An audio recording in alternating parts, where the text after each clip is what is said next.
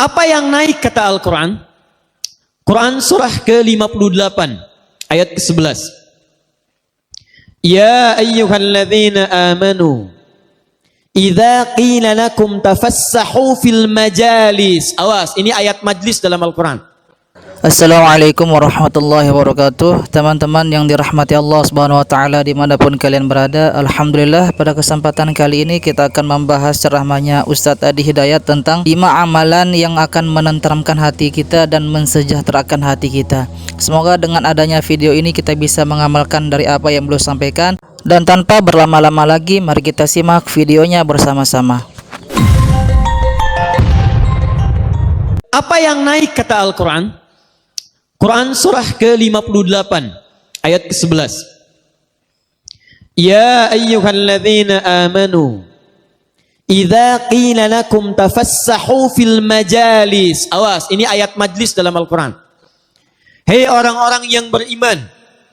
Awas Bapak, Ibu, diingat-ingat kalau ada ayat dalam Al-Quran dibuka dengan kalimat iman, hati-hati. Saya ulang, kalau ada ayat dalam Al-Quran dibuka dengan kalimat iman, maka ayat itu secara spesifik khusus ingin menyapa orang-orang yang merasa punya iman. Jadi kalau Bapak Ibu merasa punya iman, ayat ini berlaku untuk kita. Isinya berlaku untuk kita. Kalau tidak beriman tidak ada masalah. Tapi kalau Anda beriman, berarti ayat ini isinya ditujukan kepada kita. Kemarin kita puasa. Ayat puasa diturunkan tahun kedua Hijrah di hari Senin di bulan Sya'ban. Al-Baqarah 183. Ya ayyuhalladzina amanu, hai orang-orang beriman. Saat ayatnya dibuka dengan kalimat iman, maka kita respon dengan menunaikan puasa. Ayat majlis ta'lim dibuka dengan kalimat sama. Ya ayyuhalladzina amanu. Karena itu hati-hati, setiap orang yang merasa punya iman, maka ayat majlis ta'lim berlaku pada dirinya. Seperti Bapak Ibu semangat menunaikan puasa, seperti itulah Anda mesti semangat datang ke majlis ilmu. Jadi kalau ada ayat mengatakan ya ayyuhalladzina amanu kutiba alaikumussyam, hai orang-orang beriman, diwajibkan kalian menunaikan puasa, semangat puasa. Ya ayyuhalladzina amanu aufu bil uqud, hai orang-orang beriman, tepati janji, tepati janji. Sekarang ada ayat dibuka dengan kalimat yang sama, ditunjukkan ke majlis ilmu. Ya ayyuhalladzina amanu, hai orang-orang beriman, seperti Anda semangat menunaikan puasa, mesti Anda pun semangat masuk ke majlis ilmu. Siap insyaallah? Idza qila lakum tafassahu fil majalis. Jika diinformasikan, disampaikan, diperintahkan kepadamu, ayo luaskan majlis. Luaskan. Kalimat tafassahu itu bisa berarti meluaskan tempat duduk, bisa berarti meluaskan jumlah majlis. Delengat majlis, Labuan majlis, Menes majlis, Pandeglang majlis, perbanyak masjid, ayo luaskan. Perbanyak majlisnya. Jamak dari majlis adalah majalis. Idza qila lakum tafassahu fil majalisi. Jika disampaikan pada kalian, ayo bangun, luaskan, isi majlis-majlis. Bapak Ibu sekalian, fokus, lihat baik-baik. Kalimat Qur'annya ketika menyebutkan tempat untuk belajar, disebut majlis, dijamakkan jadi majalis. Tempat untuk mengangkat diri kita dekat dengan Allah Subhanahu wa ta'ala. Nah sekarang pertanyaannya, saya izin berdiri. Apa yang disebutkan oleh Quran di ayat ini, ketika kita masuk ke dalam majlis, kemudian jadi terangkat, apa yang terangkat? Karena sekarang banyak majlis. Awas, hati-hati, majlis zikir ada, majlis salawat ada, majlis paranormal ada Bu, majlis dukun ada, dan tampilannya mirip-mirip. Kiai pakai sorban, dukun pakai jubah, bahkan ngalahin Batman itu kan. Silahkan cek. Kiai pakai peci putih, dukun pakai peci, hampir mirip-mirip nih. Besok-besok kiai pakai helm, dukun pakai helm. Mirip. Karena itu ketika Allah menyebutkan kalimat majlis, maka diterangkan oleh Al-Quran, ini yang diinginkan. Kalau tidak ada sifat ini, kata Allah bukan majlis namanya. Apa sifat yang dimaksudkan? Teruskan ayatnya. Saya langsung ke ujung ayat. Yarfa'illahu alladhina amanu minkum walladzina utul ilma darajat. Tadi saya terangkan di awal, majlis dari kata jalasa. tempat pindah dari posisi rendah ke posisi tinggi. Tempatnya disebut dengan majlis. Naik. Apa yang naik? Kata Allah, yarfa'illahu alladhina amanu. Di dalam majlis itu, orang-orang yang hadir di majlis, yang belajar di majlis, mesti ada beda dengan yang tidak ke majlis. Apa bedanya? Orang yang rajin datang ke majlis akan naik imannya, naik keyakinannya, lebih dekat dengan Allah Subhanahu wa taala dibandingkan dengan yang tidak ke majlis. Awas, hati-hati. Jadi ciri pertama orang yang hadir di majlis itu, yang hadir rajin ikut majlis ta'lim, ciri pertamanya kata Al-Quran, akan meningkat keimanannya di hadapan Allah Subhanahu wa taala. Jadi kalau ada orang rajin ke majlis, buka majlis ta'lim, tapi imannya tidak meningkat, maka ada yang salah dalam keadaan di majlis ta'limnya. Nah, sekarang pertanyaannya, kita agak cepat. Apa ciri-ciri orang yang meningkat imannya?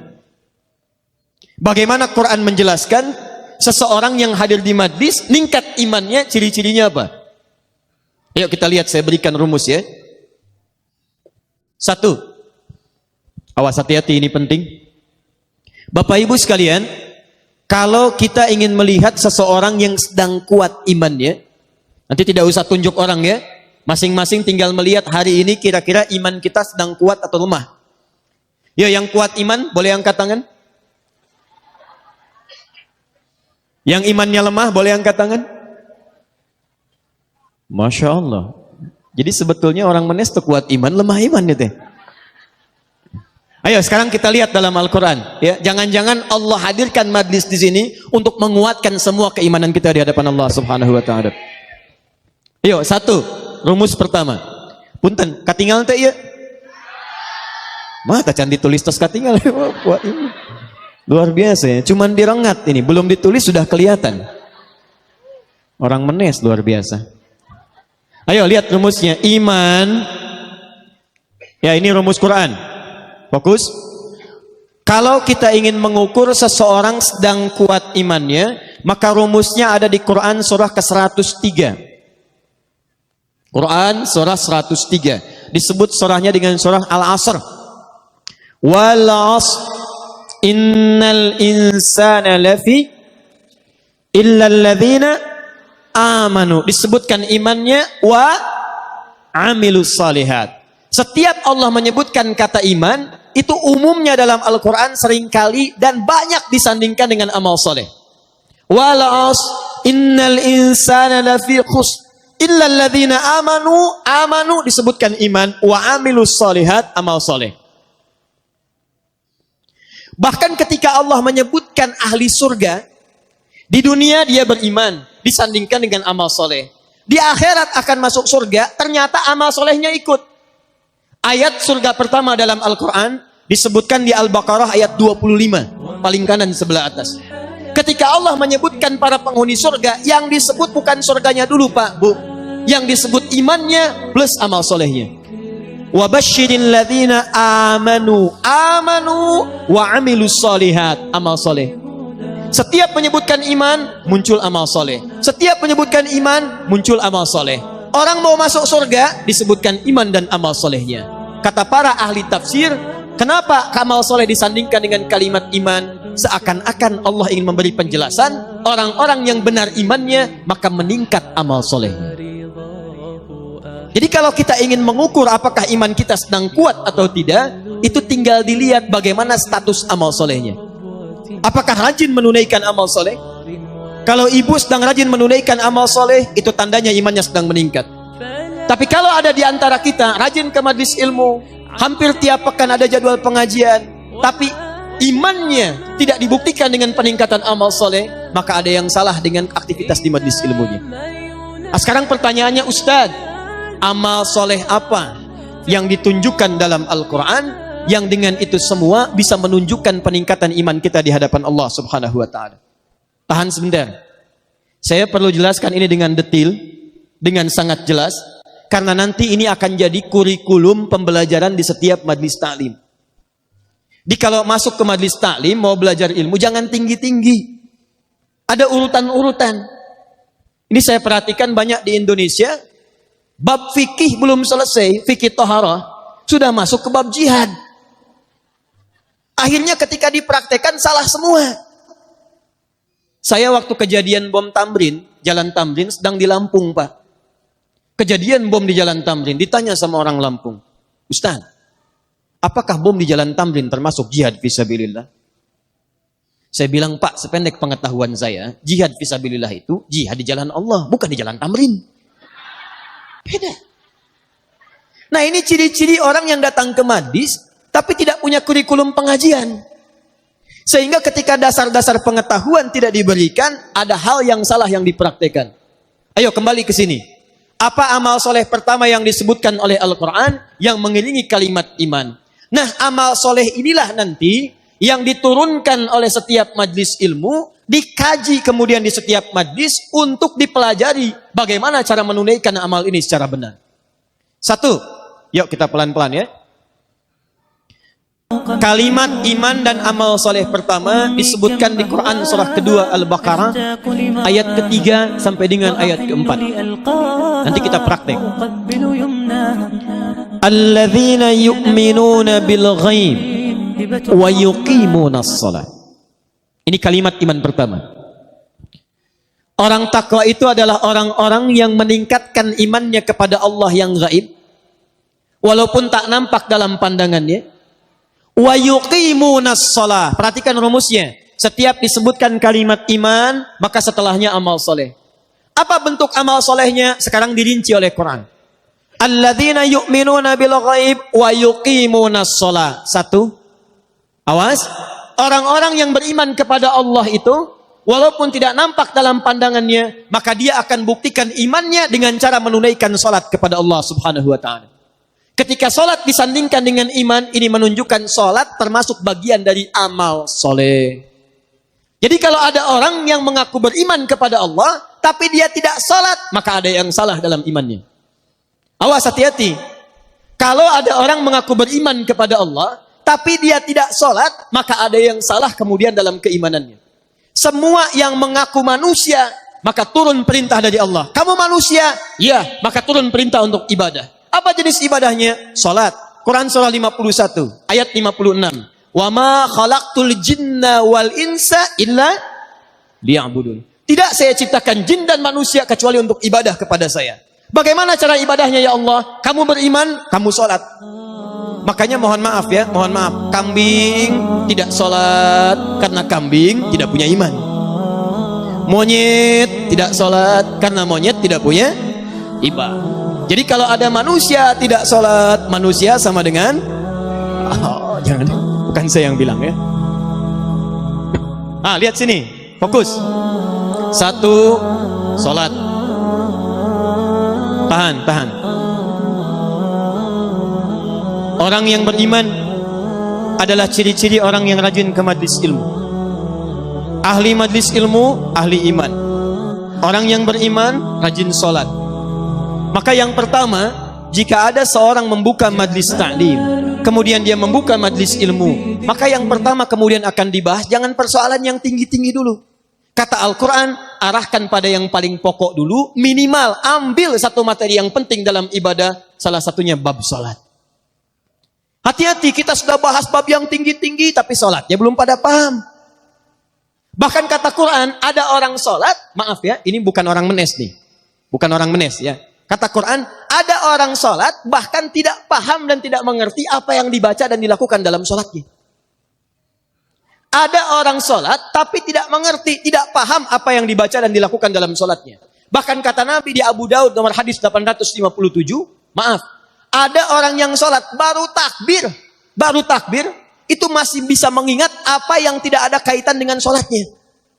Kalau bahasa orang menes, Allahu Akbar, lisannya Allahu Akbar, pikirannya kikiping. Betul. Sami Allahu liman hamidah, lisannya sami Allah, di pikirannya balok. Hatta la yash'urul musalli kam raka'atan yusalli, sampai ada kata Nabi, orang yang sholat tapi tidak sadar berapa rakaat sedang menunaikan sholatnya. Tuh, contoh. Padahal tiap hari kita mengerjakan sholat. Dan hati-hati Bapak Ibu sekalian, sholat ini sangat penting, ibadah yang paling utama.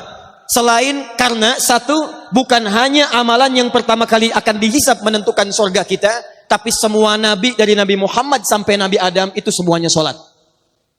Jadi mohon maaf nih, Nabi Muhammad sholat, Nabi Musa sholat, Nabi Isa sholat, Nabi Ismail sholat, Nabi Ibrahim sholat, Nabi Rasul dekat dengan Allah sholat.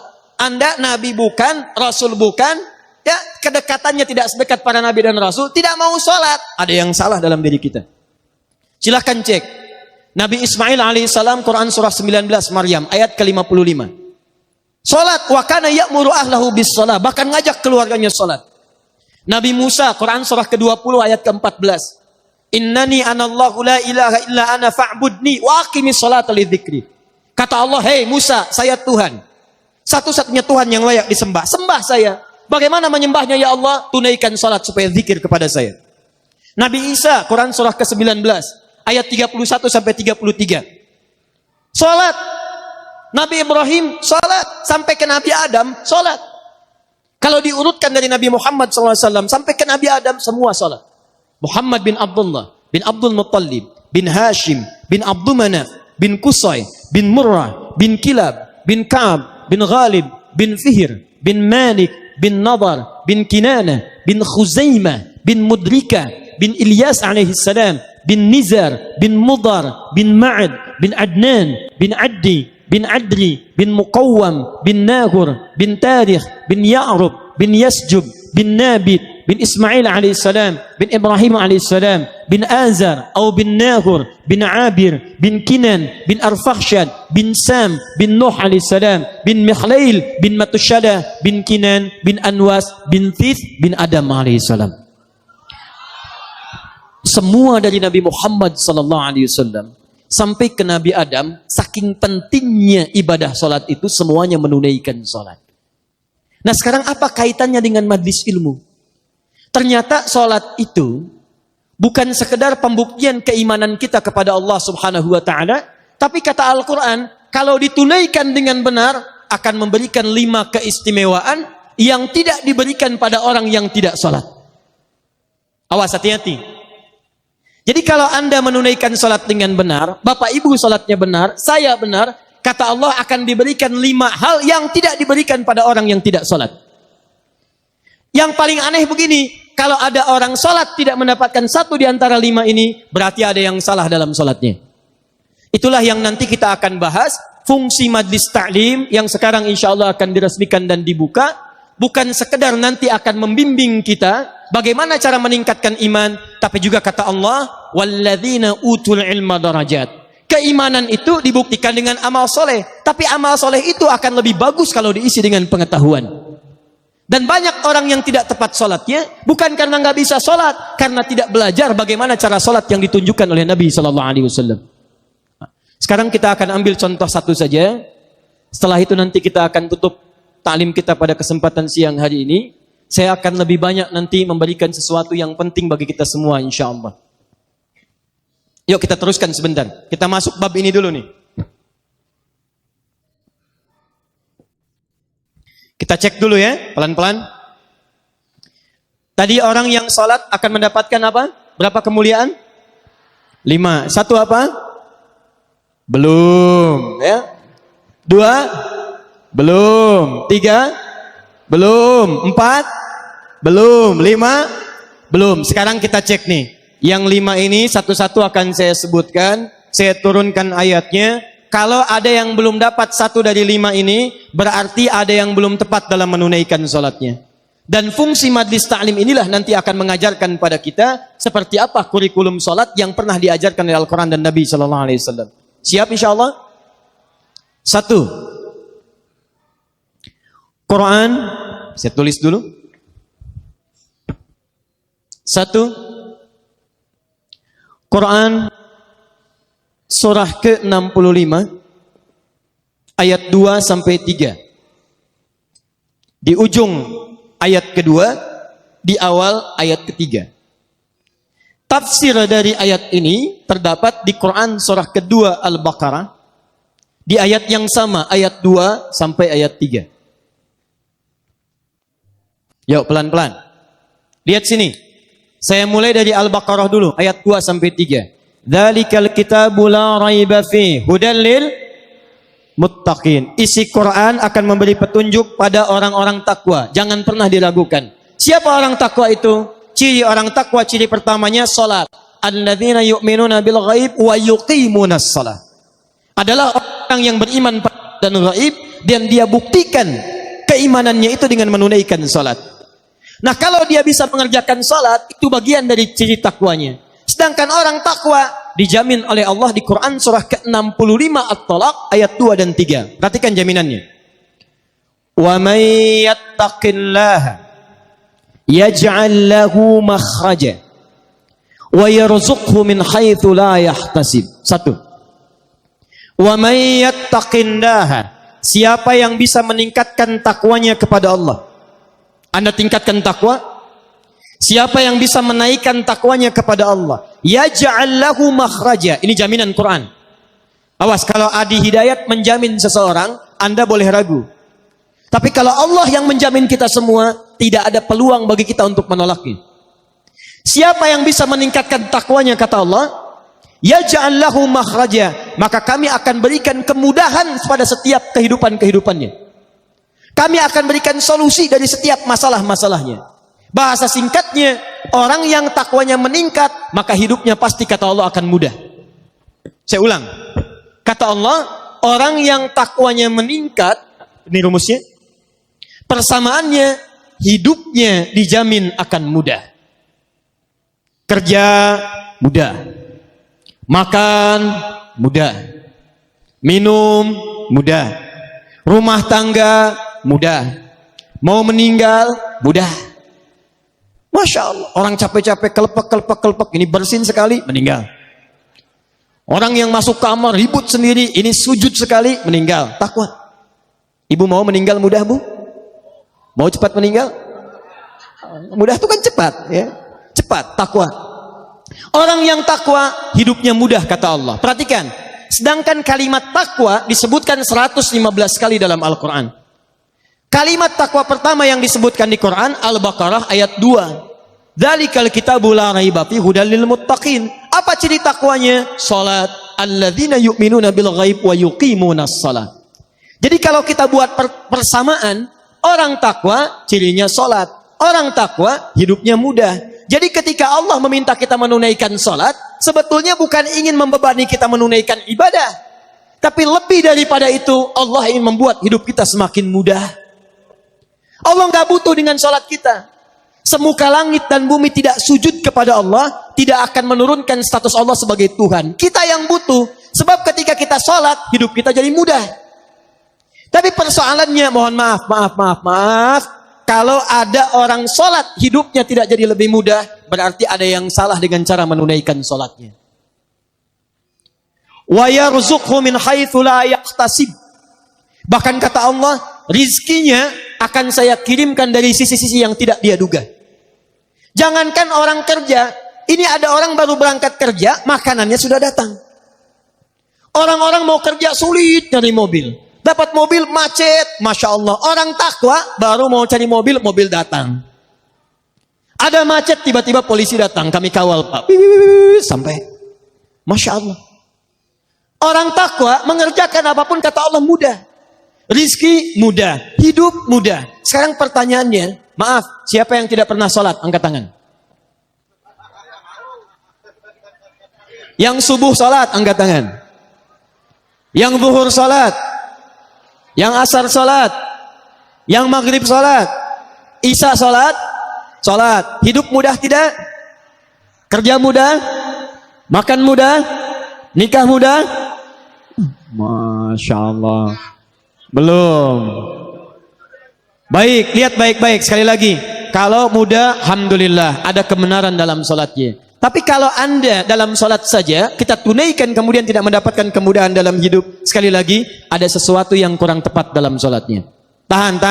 Apa artinya sholat? Tuh. Itu tiap hari sholat, tapi tak hafal mana sholat. Apa artinya sholat? Doa. As-sholatu hiya doa di kitabul fiqih. Tapi asal kata sholat itu bukan doa. Sholat itu dari kata wasola yasilu silatan fahuwa sholatun. Sholat orangnya musalli. Wasala yasilu silatan, asal kata salat itu sampai dan terhubung. Kenapa diartikan doa? Karena setiap orang berdoa sampai hajatnya kepada Allah dan terhubung dengan Allah Subhanahu wa taala. Nah, asal kata salat itu punya hubungan yang kuat. Salat punya hubungan yang sangat kuat dengan Allah Subhanahu wa taala. Saya punya hubungan yang kuat dengan Pak Bupati misal, atau dengan Bapak Gubernur. Maka hidup saya di Banten jadi lebih mudah. Pak Gubernur, abdi bade ka Labuan. Oh, mangga ya disayogikan foreigner. Berangkat ke Labuan. Mudah. Pak Gubernur, saya mau nengok ke kantor. Oh, silahkan, kasih akses. Mudah. Jadi kalau Anda dekat dengan gubernur, dekat dengan bupati, hidup Anda mudah di wilayah Anda. Tapi Anda keluar dari Banten, belum tentu mudah. Keluar dari Indonesia, belum tentu mudah. Kalau dengan manusia saja dekat bisa hidupnya mudah, apalagi orang yang dekat dengan Allah Subhanahu wa ta'ala. Allah pemilik bumi. Keluar dari Indonesia dekat dengan Allah, mudah. Ke Malaysia, mudah. Maaf, ke Amerika, mudah. Ke Afrika, mudah. Jadi jaminan pertama dalam Al-Quran, orang yang benar salatnya akan punya hubungan dekat dengan Allah Subhanahu wa ta'ala. Maka jaminannya, yaj'al lahu makhraja wa yarzuqhu min haitsu la yahtasib. 2. Quran surah ke-13 ayat ke-28 ditafsirkan dengan Quran surah ke-20 ayat ke-14. Ala bidzikrillahi tatma'innul qulub. Yakinkan pada dirimu kalau zikirmu benar kepada Allah, maka dampaknya ke hati akan tenang. Tahan. Yakinkan pada dirimu kalau zikirmu itu benar kepada Allah, maka dampaknya ke hati akan tenang. Bapak Ibu sekalian, ayat Quran surah ke-13 Ar-Ra'd ayat ke-28 menyampaikan orang yang zikirnya benar, itu hatinya akan cenderung tenang. Sedangkan dalam Al-Quran, di antara makna zikir itu artinya sholat. Pak, Bapak pasca sholat, subhanallah, subhanallah, alhamdulillah, itu zikir. Dalilnya Quran surah ke-4 ayat 103. Ibu ba'da salat berdoa, Allahumma rabbana atina fid dunya hasanah, doa, itu zikir. Dalilnya Quran surah ke-7 ayat ke-205. Wadhkur rabbaka fi nafsika tadarruan wa khifatan wa dunal jahri minal qaul. Saat kita berdoa, ya Allah, ya Allah, ya Allah, itu zikir. Baca Quran. Ba'da salat Anda baca Quran, Al-Ikhlas, Al-Falaq, An-Nas, ayat kursi, 5 ayat pertama Al-Baqarah. Itu semua zikir. Dalilnya Quran surah ke-15 ayat ke-9. Inna nahnu nazzalna dzikra wa inna lahu lahafizun. Kami turunkan Al-Quran sebagai zikir. Jadi kalau kita selesai salat, qul huwallahu ahad, qul a'udzu birabbil falaq, qul a'udzu birabbin nas, Allahu la ilaha illa huwal hayyul qayyum. Itu kita sedang berzikir pada Allah Subhanahu wa taala. Penghafal Quran berzikir. Bahkan orang yang hafal Quran, zikirnya 4 kali lipat dibandingkan dengan orang-orang biasa. Karena hafalan Quran disebutkan oleh Quran 4 kali dibandingkan dengan bacaannya saja.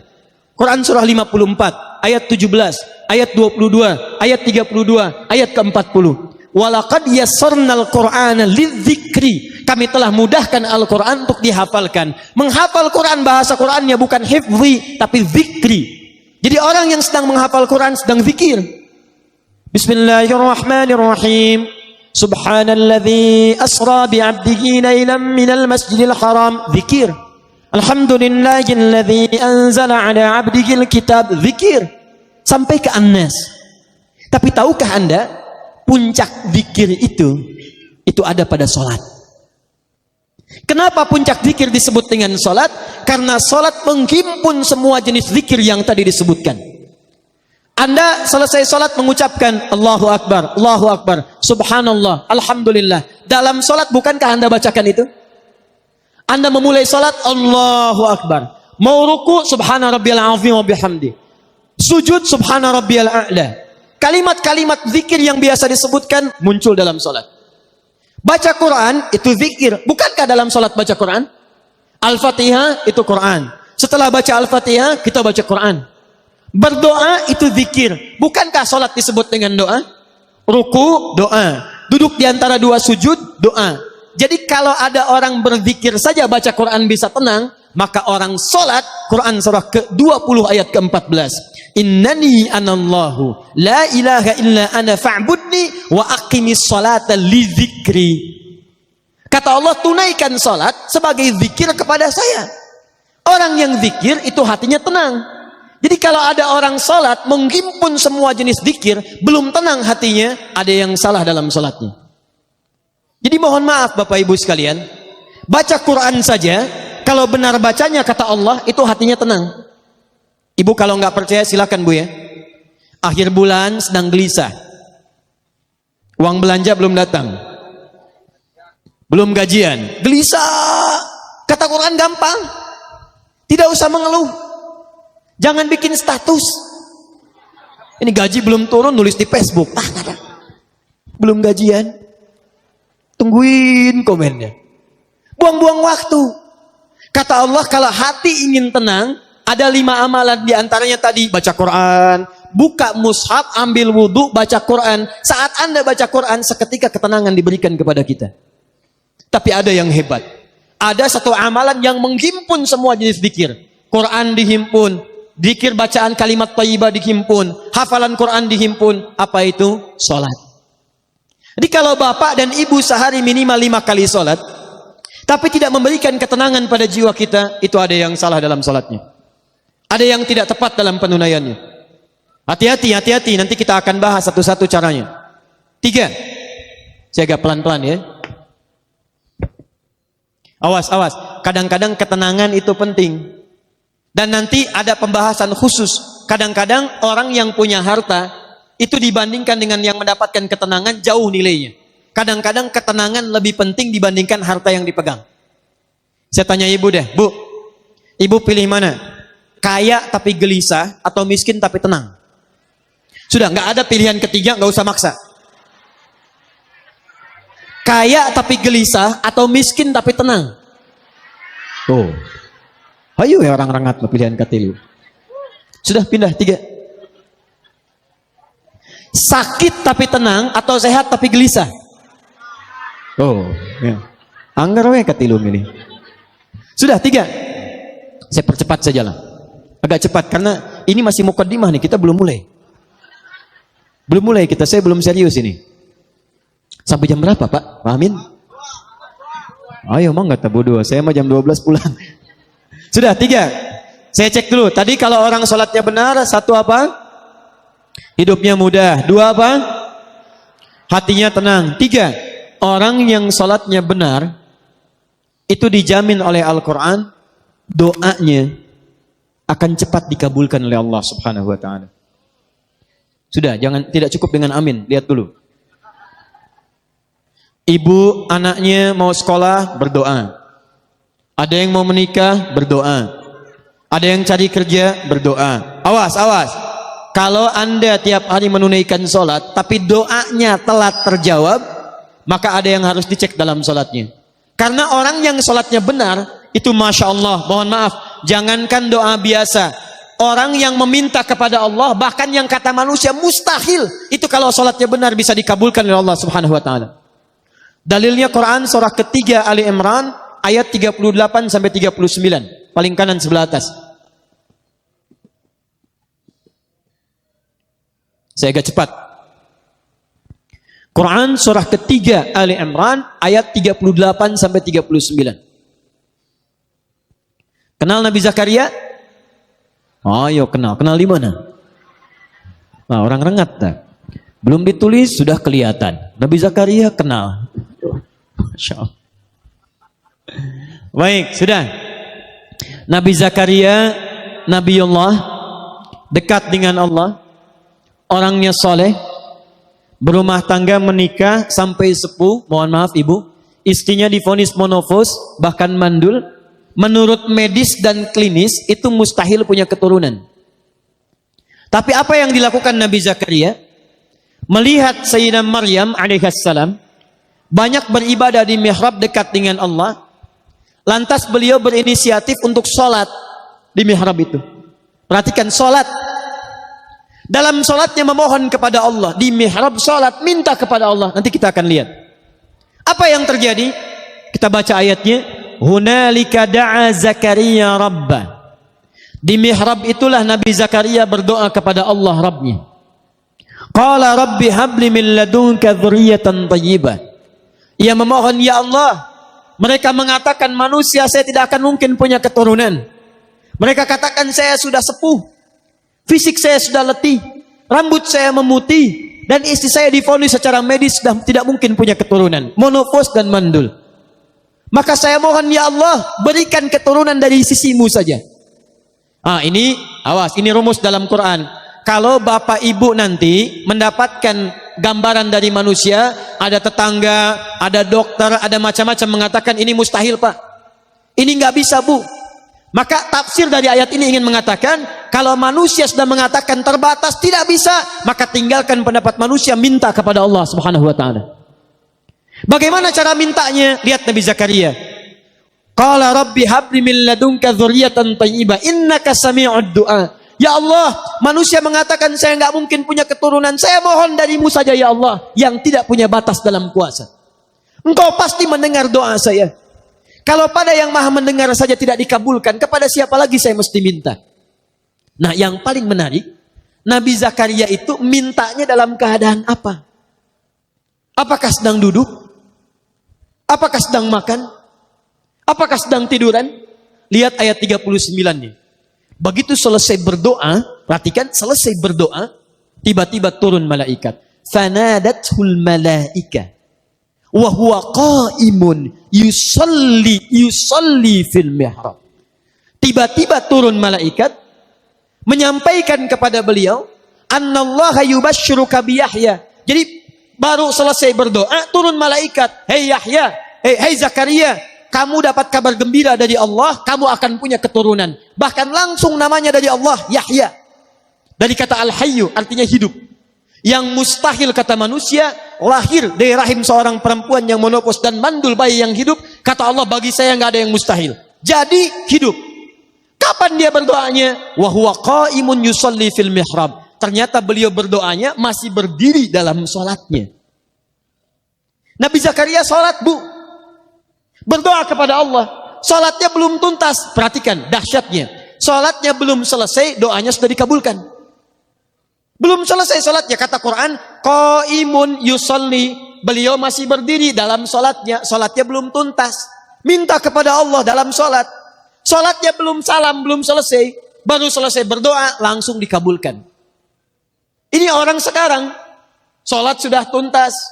Dalam salat minta, Rabbik firli, warhamni, wajburni, sampai minta ke 7 sampai 8 permintaan. Sujud minta lagi, berdiri minta lagi, ruku minta lagi.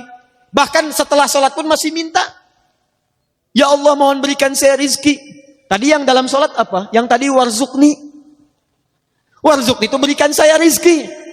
Selesai salat masih minta juga, tapi belum terkabulkan juga. Nabi Zakaria minta berdoa dalam salat. Salat belum selesai, dikabulkan. Ada orang sekarang minta, maaf, sudah selesai sholat, belum dikabulkan juga. Apa yang salah dalam sholatnya? Itu yang nanti kita akan lihat. Awas, hati-hati. Nanti saya tunjukkan beberapa dalil, bahkan dalam hadis, bila seseorang benar dalam menunaikan sholatnya, bahkan Masya Allah, hal yang menurut manusia mustahil pun, itu bisa terkabulkan di sisi Allah Subhanahu wa ta'ala. Makanya Bapak Ibu silahkan cek. Nabi Muhammad SAW dalam salatnya beliau meminta berdoa kepada Allah. Para ulama-ulama kita yang soleh, bahkan maaf bu ya Pak, ada ulama mau berjihad, salat pertama kali dilakukan. Ada yang mau nulis kitab, itu salat dulu. Salat. Begitu salat dikerjakan, semuanya mudah. Itu yang menaklukkan Jakarta dari Portugis. Di Jakarta dulu itu namanya bukan Jakarta, Sunda Kelapa. Berdekatan dengan Banten, dikuasai oleh Portugis, datang ke Indonesia, ke Nusantara lewat Malaka, Selat Malaka tahun 1511. Menguasai wilayahnya wilayah Portugis, wilayah Sunda Kelapa. Siapa yang membebaskan itu? Namanya Fatahillah, dikenal dengan Faletehan. Itu menantu Sunan Gunung Jati, menikah dengan anak keduanya perempuan. Anak pertama namanya Muhammad, anak keduanya perempuan menikah dengan Fathullah atau Fatahillah. Datang kemudian ditugaskan untuk membebaskan Sunda Kelapa. Sebelum berangkat, sholat, wudu, minta kepada Allah. Begitu berangkat dimudahkan oleh Allah Subhanahu wa taala. Wa ma ramaita idz ramaita. Bukan panah yang kau lemparkan, tapi Allah yang memberikan kemudahan-kemudahan dalam semua itu. Berhasil dibebaskan di bulan Ramadan, tanggal 22 Ramadan tahun 933 Hijrah. Bertepatan dengan 22 Juni 1527. Begitu dibebaskan, karena tahu yang membantunya Allah, maka diganti nama Sunda Kelapa menjadi nama yang ditetapkan dalam Al-Quran. Surah ke-48 ayat pertama. Inna fatahna laka fatham mubina. Fatham mubina dalam bahasa lokal disebut dengan Jayakarta, disingkat Jakarta. Sampai sekarang ulang tahun Jakarta 22 Juni. Siapa itu Fathullah? Menantu Sunan Gunung Jati. Siapa Sunan Gunung Jati? Namanya Syarif Abdullah. Siapa Syarif Abdullah? Anaknya Syarif Abdullah. Siapa Syarif Hidayatullah? Syarif Hidayatullah anaknya Syarif Abdullah. Syarif Abdullah anaknya Ahmad Jumadil Kubra. Siapa si Ahmad Jumadil Kubra? Satu di antara 9 wali yang pernah menyampaikan risalah dakwah di Nusantara. Beliau punya 2 orang anak, satu Syarif Abdullah, yang kedua Maulana Ishaq. Syarif Abdullah itu nanti yang kemudian menikah dengan seorang perempuan namanya Syarifah Mudaim. Siapa Syarifah Mudaim? Namanya Rara Santang, lahir tahun 1426. Dia punya kakak namanya Walang Sungsang, ganti nama jadi Abdullah Iman, lahir tahun 1423. Siapa bapaknya? Bapaknya namanya Prabu Siliwangi. Menikah dengan siapa? Nyai Subang Larang. Siapa Nyai Subang Larang? Muridnya Syekh Hasanuddin. Siapa Syekh Hasanuddin? Pernah belajar ilmu Quran di Mekah. Mekah dikenal dengan Ummul Qura, maka dikenal dengan Syekh Qura. Di mana tempatnya? Di Karawang. Dari situ kemudian ditugaskan pulang ke kakeknya Prabu Siliwangi, diberikan wilayah di Gunung Jati, dikenal dengan Sunan Gunung Jati. Punya menantu Fathullah, datang membebaskan Sunda Kelapa, dikirimkan saudaranya Syekh Maulana Hasanuddin kemana? Ke Banten, sampai sekarang kemudian jadi kampus di wilayah Serang. Nyambung. Anak keduanya Maulana Ishaq, dari Maulana Ishaq tadi melahirkan siapa? Melahirkan Kiai Haji Ahmad Dahlan, pendiri Muhammadiyah, tanggal 18 November tahun 1912. Saudaranya Kiai Haji Hasim Asy'ari mendirikan Nahdlatul Ulama, disingkat dengan NU, tanggal 31 Januari tahun 1926. Jadi NU dengan Muhammadiyah itu bersaudara pendirinya. Berasal dari Ahmad Jumadil Kubra. Siapa Ahmad Jumadil Kubra? Keturunan dari Ali Zainal Al-Kabir. Siapa Ali Zainal Al-Kabir? Keturunan Ali Zainal Abidin. Siapa Ali Zainal Abidin? Dari Al-Husain. Al-Husain adiknya Al-Hasan. Al-Hasan anaknya Ali bin Abi Thalib. Suaminya Fatimah Az-Zahra, putri Rasulullah sallallahu alaihi wasallam. Masih nyambung. Jadi saya kembalikan ya. Nah, nyampe kadinya teteh. Yuk ulang ini. Jadi kalau orang sholatnya benar, orang sholatnya bagus, kita kembalikan ke awal, maka doa-doanya akan cepat dikabulkan oleh Allah Subhanahu wa taala. 4. Saya agak cepat. Orang yang sholatnya benar, maka akan dijamin langsung oleh Al-Quran. Hati-hati. Saya ulang. Orang yang sholatnya benar akan mendapatkan jaminan langsung dalam Al-Quran, jaminan kebahagiaan dan kesuksesan dalam seluruh aktivitasnya. Awas, hati-hati. Jadi ahli salat itu, maaf, belajar sukses, rumah tangga bahagia, usaha sukses.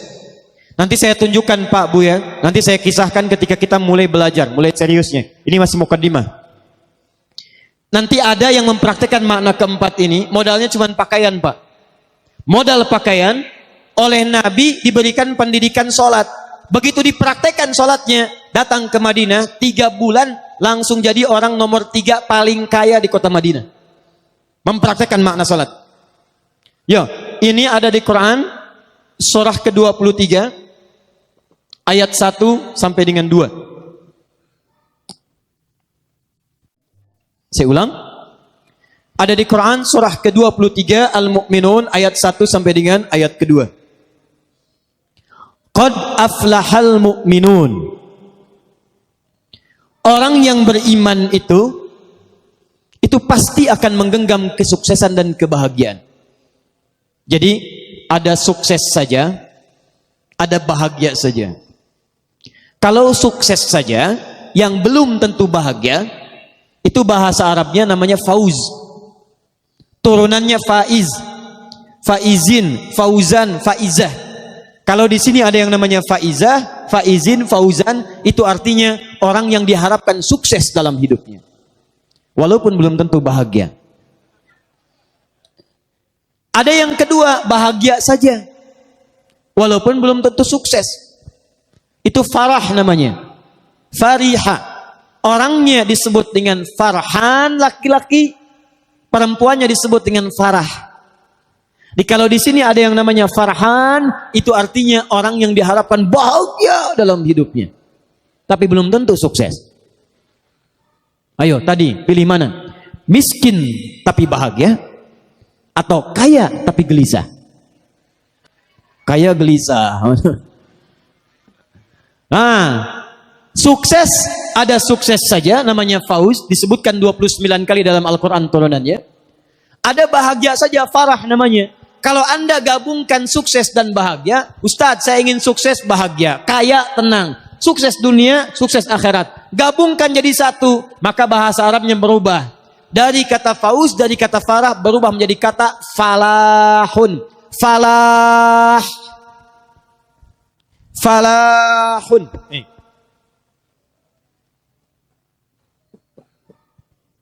Falah, sukses dan bahagia.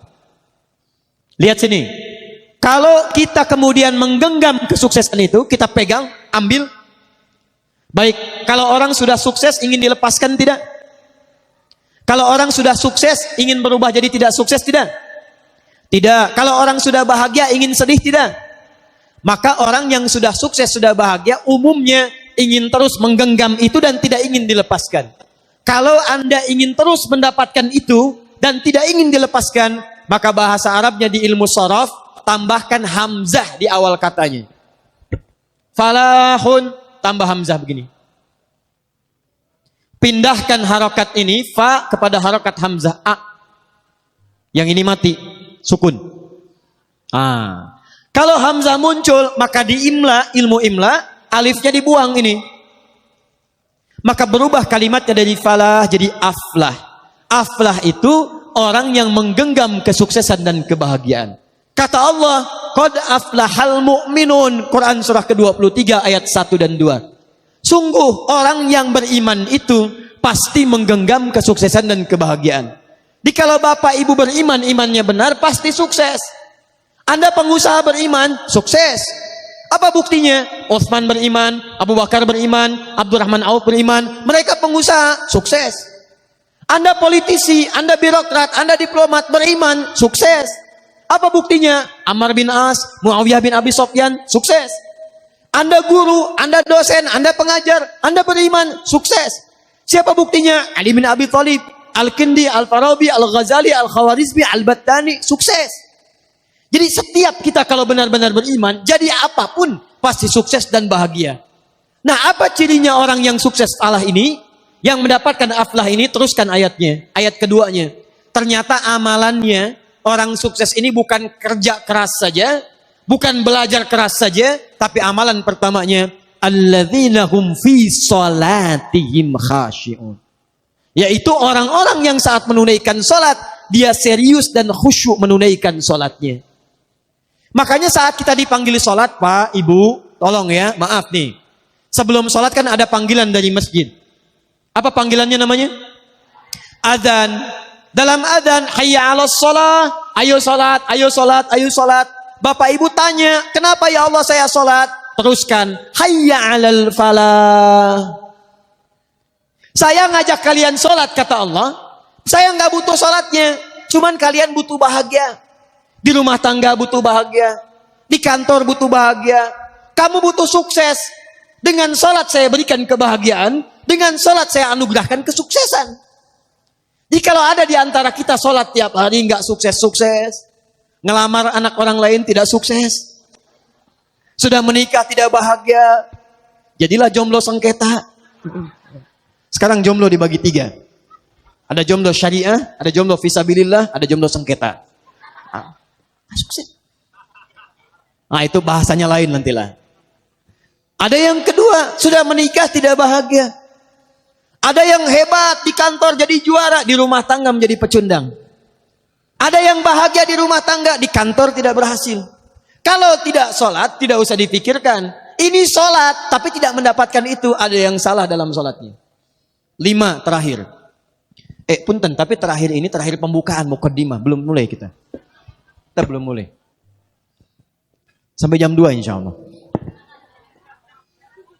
Sudah. 5. Masih semangat insya Allah?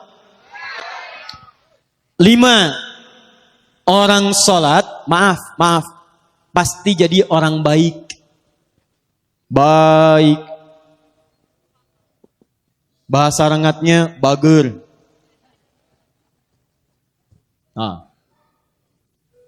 Sudah. Saya ulangi. Orang sholat pasti jadi orang baik. Pelan-pelan. Tahan sebentar. Yuk kita lihat keterangannya dalam Al-Quran.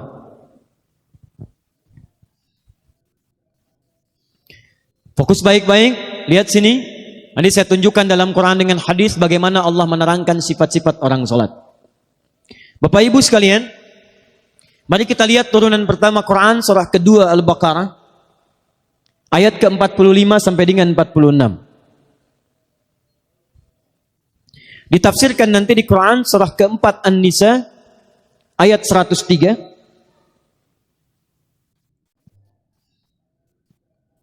Dicontohkan di beberapa ayat di Quran, seperti Quran surah ke-49 ayat 11 sampai dengan 12. Saya bacakan ayatnya dulu, Al-Baqarah ayat ke-45 sampai 46. Wasta'inu bis-sabri was-salah wa innaha lakabiratun illa 'alal khashi'in. Dan jika Anda punya persoalan, jika Anda punya permintaan, maka mintakanlah pertolongannya kepada Allah. Sabar dengan sabar. Jadi kalau sedang punya masalah, kata Allah jangan mengeluh. Awas, hati-hati. Kalau diturunkan masalah, kita mendapatkan ujian, maka kalimat Qur'annya jangan mengeluh. Tidak ada satupun ayat Qur'an memerintahkan kita mengeluh. Kalau ada ayat Qur'an satu ayat saja meminta kita mengeluh, maka saya akan jadi orang pertama yang mengeluh. Kata Quran, kalau Anda sedang punya masalah, sabar. Terima dulu. Karena Allah tidak mungkin menitipkan ujian kecuali kita sanggup menjalaninya. Rumusnya Quran surah kedua Al-Baqarah ayat 286. La yukallifullahu nafsan illa. Allah tidak akan menguji seorang hamba kecuali sanggup menjalaninya. Jikalau sekarang Bapak Ibu sedang punya masalah, masalahnya berat, susah, itu artinya cuman Bapak yang sanggup menjalaninya. Cuman ibu yang bisa, yang lain tidak bisa. Makanya diberikan kepada ibu, bukan pada yang lain. Jangan katakan, ya Allah, kenapa mesti saya? Why me? Kata Allah, why not? Kenapa tidak? Kamu yang sanggup, yang lain tidak. Tapi yang menarik, perhatikan. Wassalah. Lalu tunaikan salat. Bangun hubungan baik dengan Allah subhanahu wa ta'ala. Wa innaha lakabiratun illa 'alal khashi'in. Dan sungguh salat itu tidak mudah dikerjakan kecuali bagi orang khusyuk. Yang paling menarik, setelah dia selesai salat, buka Quran surah keempat ayat 103. Perhatikan kalimatnya. Fa idza qadaitumus salata. Maka jika orang telah selesai mengerjakan salat. Apa ciri salatnya berhasil? Bukan sekedar dia menunaikan salam. Lihat sini. Assalamualaikum warahmatullah. Assalamualaikum warahmatullah. Kata Quran, tidak cukup salamnya disebut sebagai salat yang berhasil. Ciri orang yang berhasil salatnya, teruskan ayatnya. Fadhkurullaha. Maka orang salat yang salatnya tuntas dikerjakan dengan benar, salatnya bisa mengingatkan dia dengan Allah subhanahu wa ta'ala. Jadi kata Quran, kalau orang benar salatnya, selesai salat dia ingat Allah. Saya ulang, selesai salat dia ingat Allah. Qiyaman, saat berdiri ingat Allah. Wa qu'udan, duduk ingat Allah. Wa ala junubikum, berbaring ingat Allah.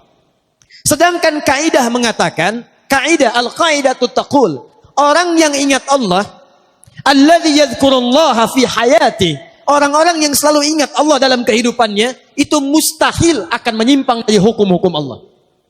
Lihat, orang sholat dekat dengan Allah. Selesai sholat ingat Allah. Kaidah mengatakan orang yang ingat Allah mustahil akan menyimpang dari hukum Allah. Sedangkan hukum Allah mengatakan setiap orang yang dekat dengan Allah pasti jadi orang baik. Lihat sini, orang yang dekat dengan Allah karena Allah sifatnya baik, hukumnya baik, maka orang-orang yang ingat Allah pasti mustahil akan tidak memiliki nilai-nilai kebaikan. Makanya Quran langsung menyebutkan, orang yang ingat Allah, maka matanya hanya akan dipakai pada yang baik-baik. Orang yang ingat Allah, telinganya akan mendengar yang baik-baik. Orang yang ingat Allah, tangannya akan memegang yang baik-baik. Bagaimana cara mengingat Allah? Salat. Karena itu orang yang selesai salat, mustahil berbuat maksiat. Otomatis orang yang salat itu akan selalu berperilaku baik dalam kehidupannya. Contoh nih Bu, Pak. Apa fungsi mata? Melihat tuh. Bapak ibu punya mata, melihat. Kambing pun punya mata, kambing melihat. Sekarang apa bedanya mata orang rengat dengan mata kambing rengat? Kalau cuma melihat, kambing pun melihat. Kalau cuma melihat, elang pun melihat. Tuh lihat elang naik sampai Gunung Karang. Naik sampai ke awan. Anak ayam kelihatan. Ayam bapak ibu diambil elang, dari atas kelihatan. Orang menes naik pesawat, ngelihat anak sendiri nggak kelihatan. Apa bedanya mata kita dengan mata elang? Mata elang lebih tajam dibanding mata kita. Tapi elang tidak dihisab, kita dihisab. Quran surah 17 ayat ke-36. Inna sam'a wal basara wal fuada kullu ulaika kana anhu mas'ula. Sungguh pendengaran manusia, penglihatan manusia, bahkan pikiran manusia satu saat akan dihisab oleh Allah Subhanahu wa taala. Kalau mata biasa dipakai melihat saja, tapi tidak melihat yang baik-baik, maka hisabnya akan berat bagi orang yang punya mata itu. Maka itu turun ketentuan di Quran surah ke-24. Ayat 30 untuk laki-laki, ayat 31 untuk perempuan. Perhatikan kalimat Qurannya. Qul lil mu'minina yaghuddu min absarihim. Katakan pada orang-orang yang beriman, ciri orang beriman itu salat. Orang yang salat ingat kepada Allah, maka mata orang salat yaghuddu min absarihim. Maaf, akan dipalingkan dari perbuatan maksiat. Jadi fungsi mata kita itu, mata orang salat bukan sekedar melihat, tapi melihat yang baik-baik. Kalau tidak baik tidak akan dilihat.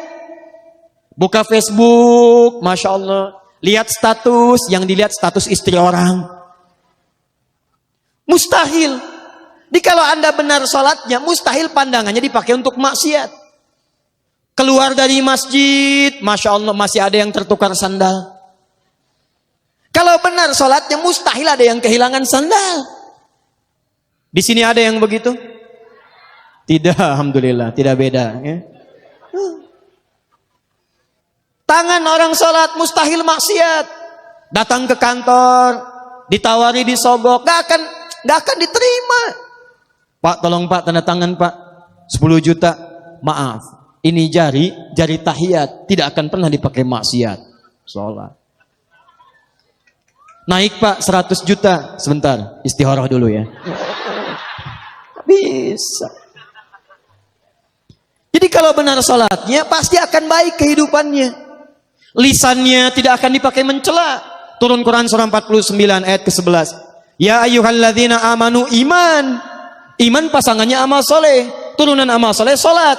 La yashar qaumin qaum, jangan saling mencela. Jadi kalau ada orang solat masih mencela, ada yang salah dalam solatnya. Ini belum solat sudah dicela imamnya. Siapa imamnya? Oh si fulan. Ah, bunga. Oh, Masya Allah. Ah itu. Ada orang sekarang suka mencela? Ada yang suka bertengkar? Ada. Kalau orang itu solat, berarti ada yang salah dalam solatnya. Ini mau sholat subuh, sibuk, ribut. Yang satu kunut, yang satu tidak. Gara-gara kunut, saling mencela. Akhirnya ujung-ujungnya nggak pada sholat. Itu yang salah. Saya pernah tugas di Mekah tahun 2010. Itu begitu menerima jemaah haji pertama, tiba-tiba kemudian sholat isya. Yang jadi imam Syekh Sudes. Di Saudi itu kan mazhabnya Hambali. Kalau baca Fatihah, bismillahnya disirkan, Pak. Di cara baca bismillah itu ada 4. Hadisnya 70, Pak. Hadis bismillah itu 70 hadis. Semua bersambung pada Nabi. Caranya ada 4. Bisa dijaharkan, dipilih oleh Imam Asy-Syafi'i, lahir tahun 150 Hijrah.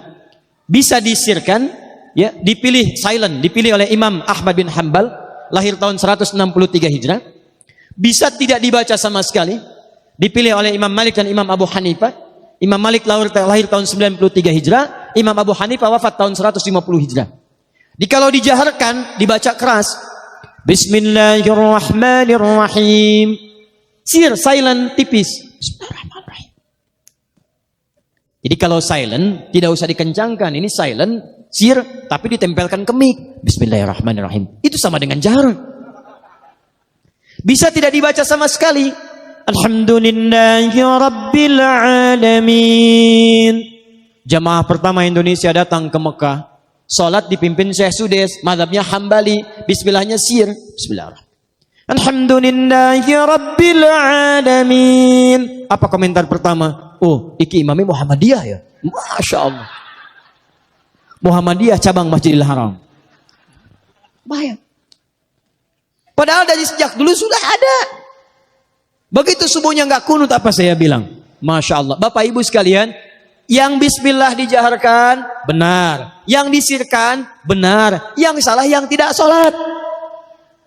Yang kunut, benar. Ada dalilnya. Al-Imam Asy-Syafi'i kunut. Dalilnya dari Ibnu Umar. Diajarkan oleh Nabi kalimatnya pada cucu Nabi Al-Hasan. Allahumma hdini fiman hadait. Kalau jama' Allahumma hdina fiman hadait. Wa'afina fiman afait. Wa tawallana fiman tawallait. Dan seterusnya hadisnya. Yang tidak kunut juga mengambil pemahaman kunutnya kunut nazilah. Diambil oleh Imam Ahmad bin Hanbal. Yang tidak kunut sama sekali seperti Imam Abu Hanifah. Dalilnya ada.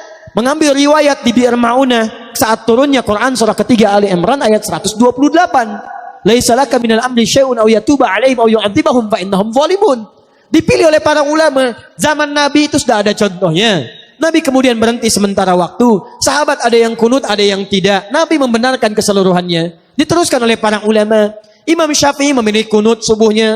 Imam Ahmad kunutnya nazilah. Imam Abu Hanifah tidak kunut. Imam Malik kunut subuh. Kunutnya sebelum ruku disirkan. Yang kunut dibenarkan oleh Nabi. Yang tidak kunut pun dibenarkan oleh Nabi. Yang tidak dibenarkan yang tidak sholat subuh. Jadi kalau ada di Menes tidak pada ke masjid gara-gara kunut dan tidak, berarti ada yang salah itu.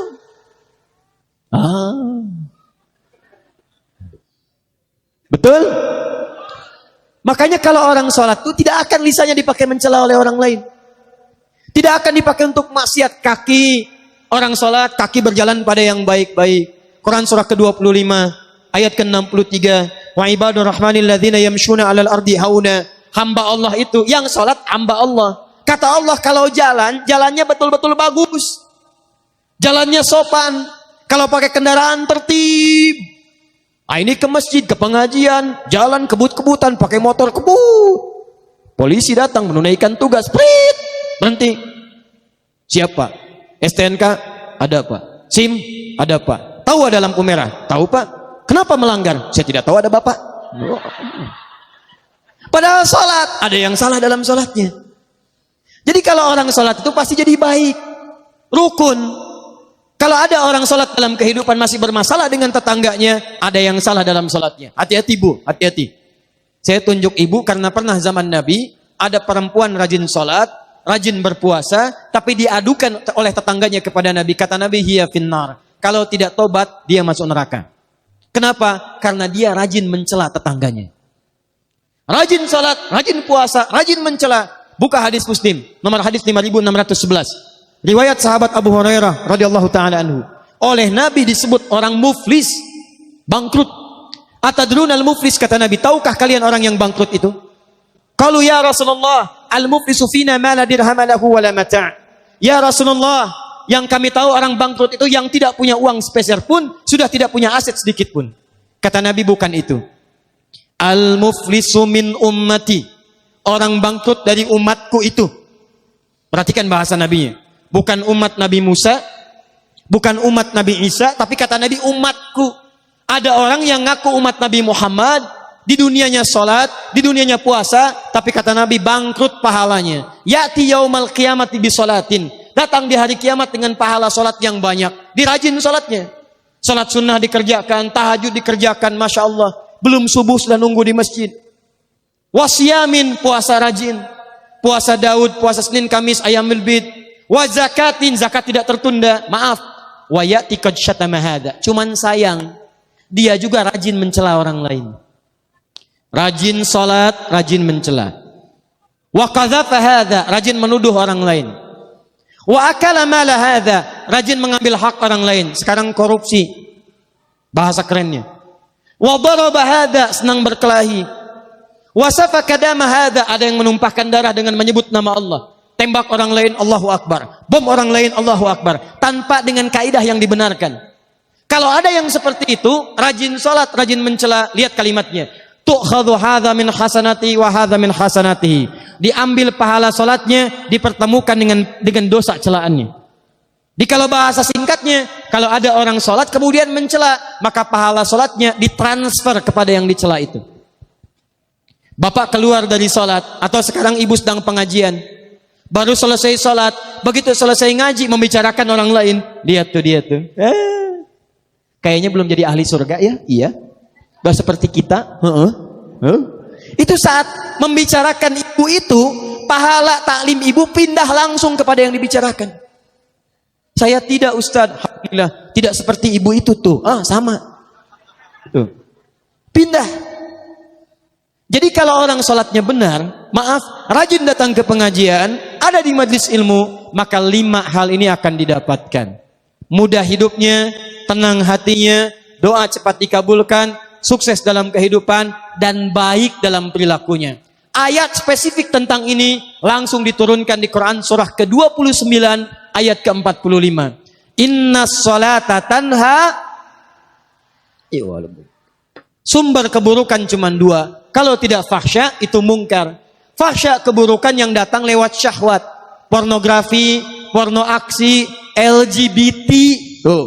Laki-laki jadi perempuan, perempuan jadi laki-laki. Itu fahsya. Fahsya. Awas hati-hati. Mungkar keburukan yang bersumber dari nafsu perut dan akal. Mencuri itu mungkar. Berbohong itu mungkar. Berselisih itu mungkar. Membunuh itu mungkar. Korupsi itu mungkar. Jadi mustahil ada perilaku sholat bisa berbuat maksiat. Mustahil. Jelas di sini? Paham? Nah, sekarang pertanyaannya, ada orang sholat yang setelah sholat korupsi? Coba lihat sekarang tuh. Sebelum masuk persidangan pakai dasi. Begitu di sidang pakai peci. Tangan pegang tasbih. Baik, hati-hati. Sebelum pilkada jarang ke masjid. Begitu pilkada ke masjid. Nyumbang ke masjid. Tidak kepilih, tarik lagi sumbangannya. Hah? Ada yang begitu? Ada. Sholat rajin, maksiat jalan. STMJ. Sholat terus, maksiat jalan. Baik. Kalau ada yang seperti itu, berarti ada yang tidak tepat dalam sholatnya. Pasti ada yang salah. Karena di zaman Nabi semua orang sholat berubah jadi orang baik. Kenal Abu Jahal? Ayo kenal. Abu Lahab? Jahiliyah. Tidak pernah sholat. Makanya tetap Abu Jahal. Makanya tetap Abu Lahab. Tapi lihat. Umar tadinya keras. Umar itu jawara Pak. Jawara zaman jahiliyah. Di jawara itu bukan zaman sekarang saja. Umar itu luar biasa. Pekerjaan Umar hampir tiap hari itu nantangin orang. Siapa yang berani dengan saya bertemu di Bukit A. Tapi sebelum datang duel dengan saya, pamit pada ibu yang telah melahirkannya. Karena dia akan pulang tanpa nama. Umar. Tapi begitu dia masuk Islam, hasuna Islamu, bagus keislamannya, menunaikan sholat, Allahu Akbar. Jadi pembela Nabi nomor 1. Kerasnya berubah jadi tegas.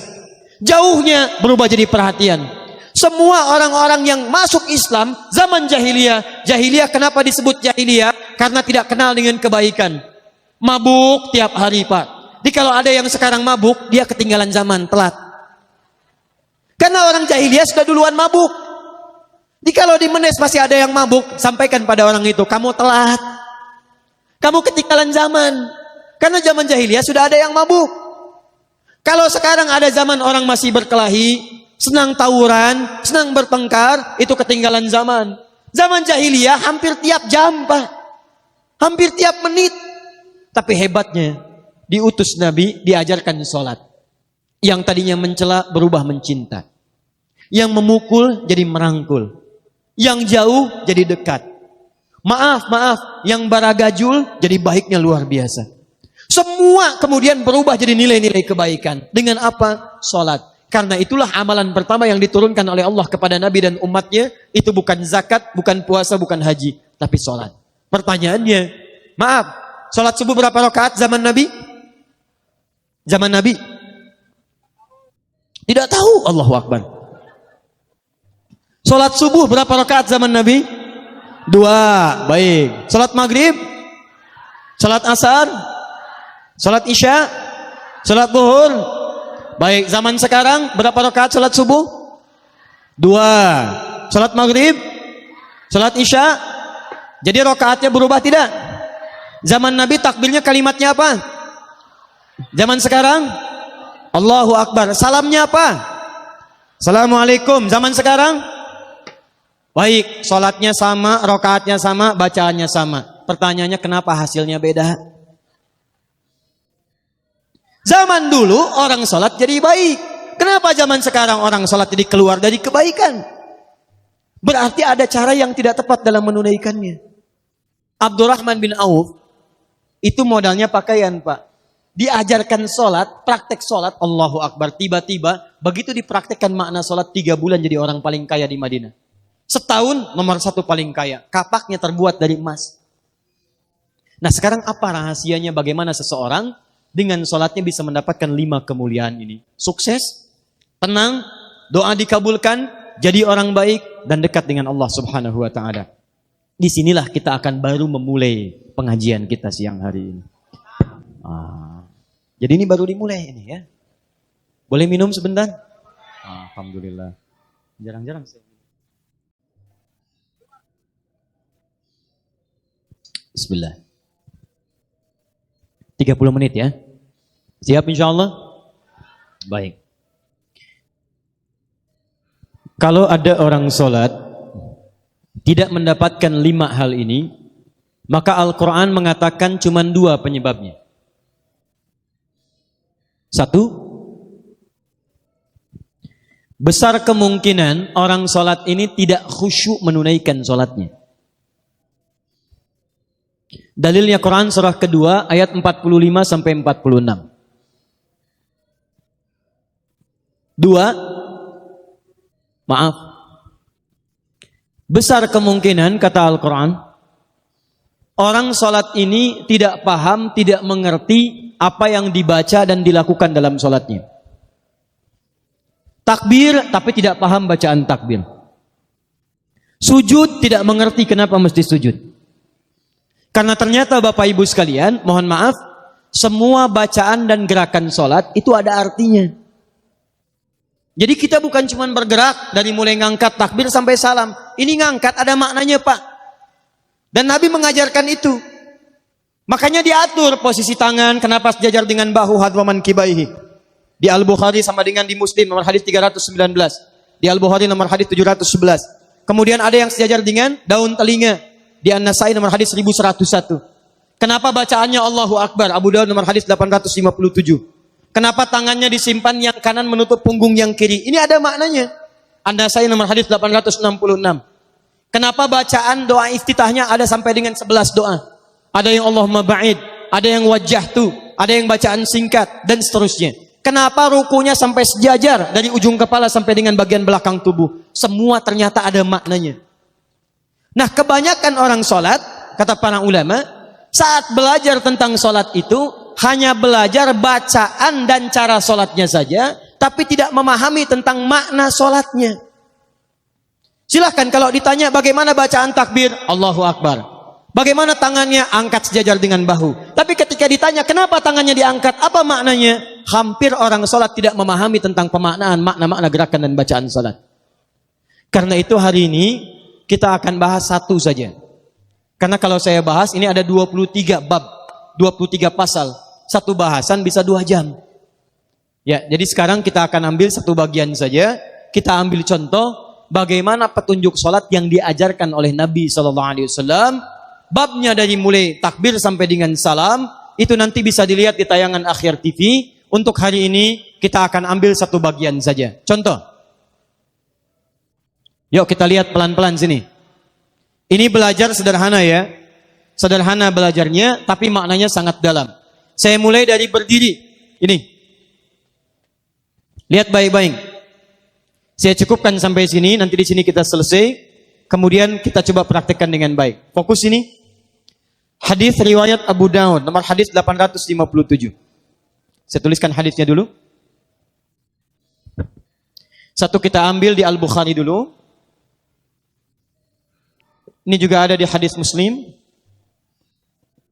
Bacaannya ada di hadis Abu Daud. Abu Daud nama aslinya Sulaiman. Dari Sijistan, dikenal dengan Sulaiman As-Sijistani. Hafal 500.000 hadis.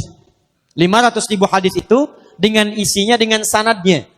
Jadi bukan cuma matannya, isinya, tapi sanadnya, orang-orang yang meriwayatkan sampai ke Nabi. Si fulan an fulan an fulan an fulan an fulan anin Nabi sallallahu alaihi wasallam. 500.000 hadis. Kalau ditanya jawabnya cepat. Ini hadis sahih, ini dhaif, ini maudhu', ini matruk, ini munkar. Sampai Ibnul Qayyim Al-Jauziyah mengatakan, kalau dulu ada Nabi Daud bisa melunakkan besi dengan tangan, ini Abu Daud bisa melunakkan hadis dengan lisannya. Sejak saat itulah dikenal dengan Abu Daud. Mengarang kemudian kitab Sunan. Kitab Sunan itu kitab hadis yang disusun berdasar urutan fikih. Babut Taharah, Babus Shalah, semua kitab hadis yang disusun dengan urutan-urutan tentang cara-cara fikih, maka disebut dengan Sunan. Maka kitabnya dikenal dengan Sunan Abu Daud. Nomor hadis 857. Sahih Muslim nomor hadis 319, Al-Bukhari nomor hadis 711, 700 sampai 14-nya. Riwayatnya sahabat Abu Hurairah radhiyallahu taala anhu. Abu Hurairah nama aslinya Abdurrahman bin Sahar, aslinya lagi Abdus Syams. Asalnya penyembah bintang-bintang Majusi. Ya, Persia. Masuk Kristen, makin bingung. Kemudian masuk Islam, mendengar ada Nabi di Madinah, masuk Islam pada tahun ke-7 Hijrah, ganti nama jadi Abdurrahman. Abdurrahman ini senang mengamalkan setiap yang disampaikan Nabi. Kata Nabi sholat, sekarang sholat. Kata Nabi berlaku lembut, sekarang berlaku lembut. Kata Nabi, jaga binatang, jaga tumbuhan. Jangan rusak, jangan sakiti. Maka dipraktikkan. Pulang dari pengajian Nabi bertemu dengan seekor anak kucing kecil. Anak kucing bahasa Arabnya ada 2. Kalau anak kucing itu, anak kucing dari kucing jinak, kucing rumahan. Maka bahasa Arabnya disebut dengan kittun, kucing rumah, kittun. Diserap ke bahasa Inggris oleh orang Inggris jadi kitty. Kitty. Kitty itu bahasa Arab, kittun, kitty. Kucing rumah. Maka sekarang berubah jadi bantal, jadi spray, dikenal dengan Hello Kitty.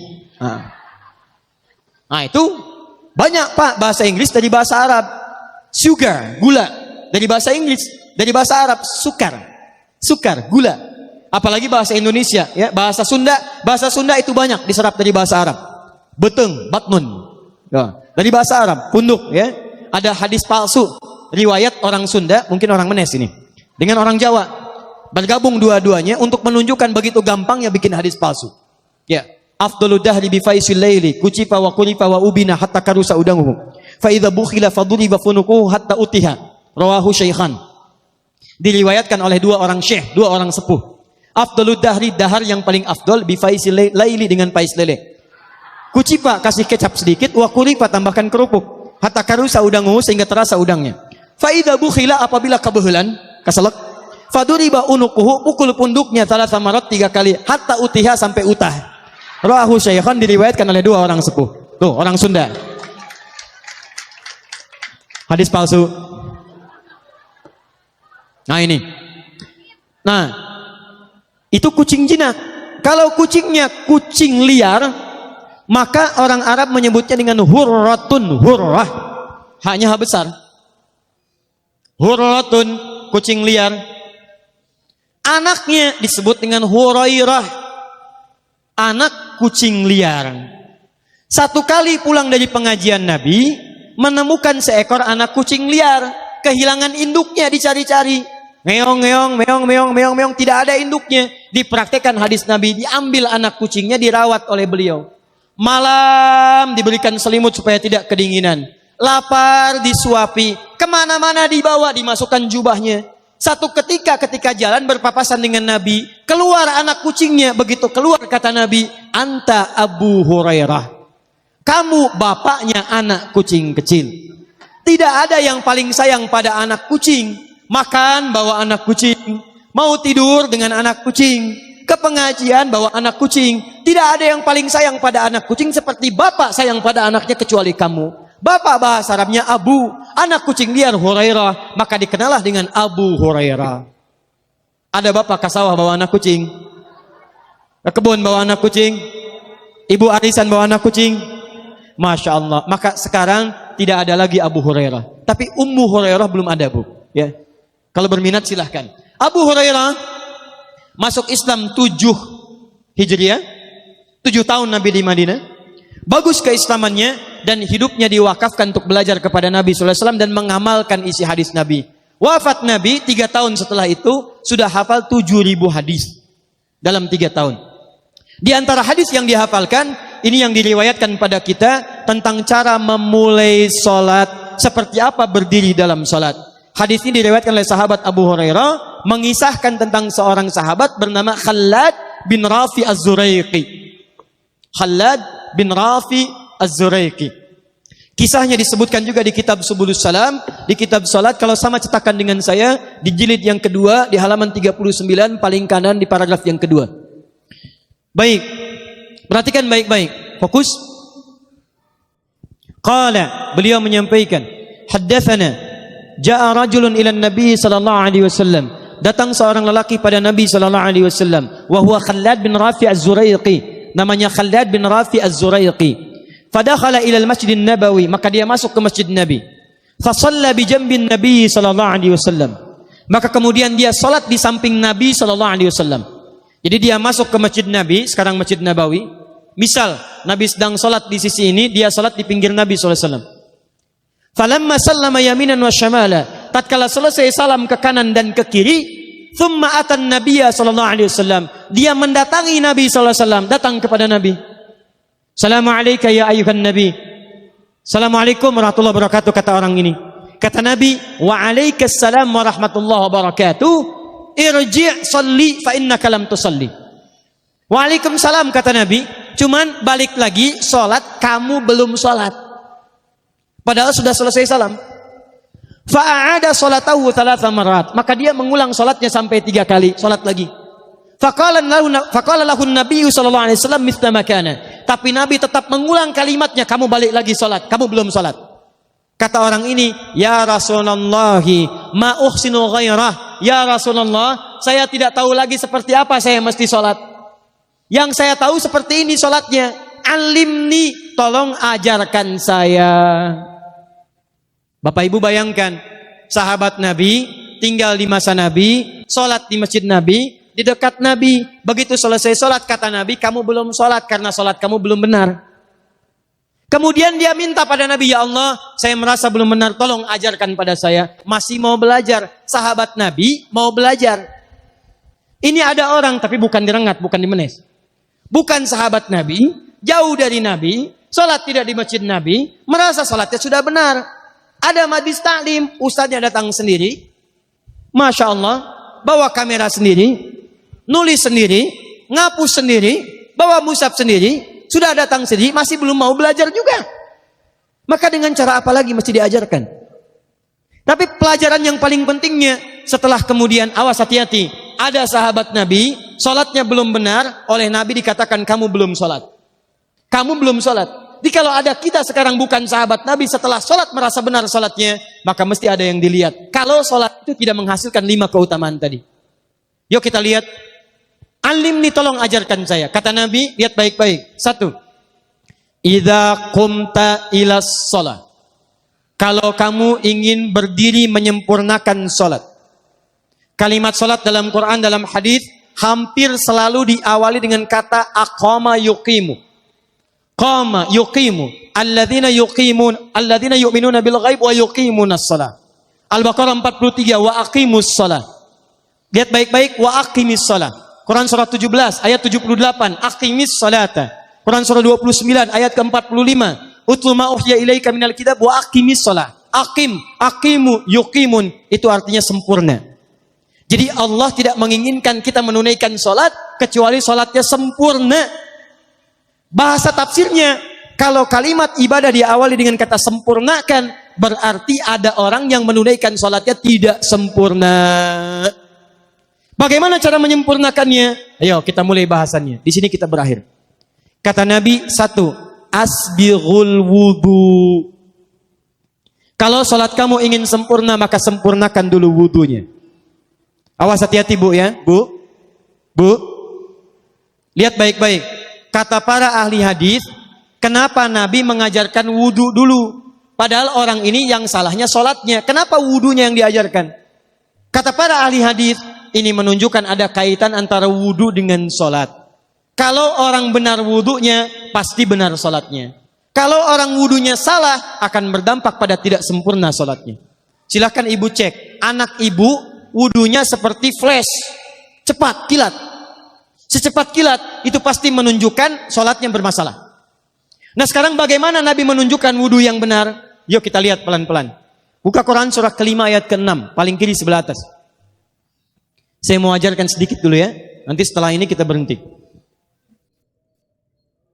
Kalau yang mau sampai jam 2 silakan, saya jam 11 pulang. Ayo lihat sini, lihat. Kata Nabi kalau salatnya ingin sempurna dimulai dari wudu. Ya ayyuhalladzina amanu, kalimat wudu dibuka dengan kalimat iman. Idza qumtum ilas shalah, kalau kamu ingin sempurna dalam menunaikan salat, faghsilu wujuhakum, maka mulai dengan menyempurnakan wudu. Lihat baik-baik, saya tidak bermaksud mengajarkan, hanya mengulang kembali apa yang kita pelajari.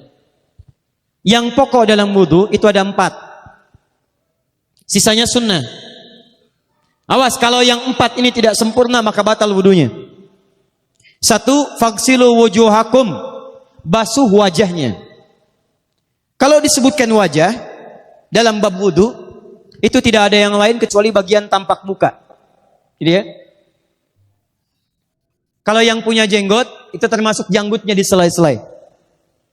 Kalau bapak kalau tidak punya jenggot atau belum punya jenggot, tidak usah maksa. Karena sunnah dalam hadis jenggot itu sunnah merawat, bukan menumbuhkan. Silakan buka tentang babul liha, bab jenggot. Itu hadis-hadis tentang sunnah jenggot, sunnah merawat bagi yang punya jenggot. Tapi yang tidak punya jenggot jangan dipaksakan. Beli arang, sok. Beli timun, tidak usah. Ya, tapi kalau ada jenggotnya silakan rawat dengan baik supaya menampakkan nilai-nilai kemuliaan. Tahan.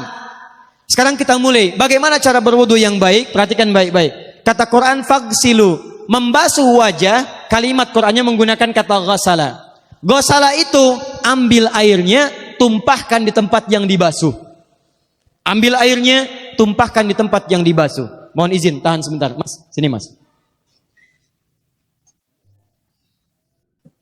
Cik, punten ya, yang kan bantosan, kadia sekedap. Sifat wudu cuma ada 3. 1, pakai keran. 2, pakai gayung. 3, air yang mengalir. Ya, seperti di sungai, ada air mengalir itu nggak ada masalah. Tapi kalau menggunakan gayung, atau semisalnya, Nabi itu diriwayatkan dalam hadis, itu sangat menghemat air. Bahkan pernah beliau kemudian berwudu, kalau kita kemudian hitung, itu hanya sejumlah Pak, seaqua gelas Pak, cukup. Atau yang kedua menggunakan keran ya. Kalau sekarang kita ada keran, contoh ini kerannya. Ya. Kerannya agak tinggi sedikit. Nah. Dan kita sesuaikan. Ambil airnya. Misal contoh, ghasala itu bukan ditumpahkan, ambil air, tumpahkan di tempat yang akan dibasuh begini. Yang telunjuk itu kemudian menghapus atau menghilangkan kotoran di sela-sela mata, contoh.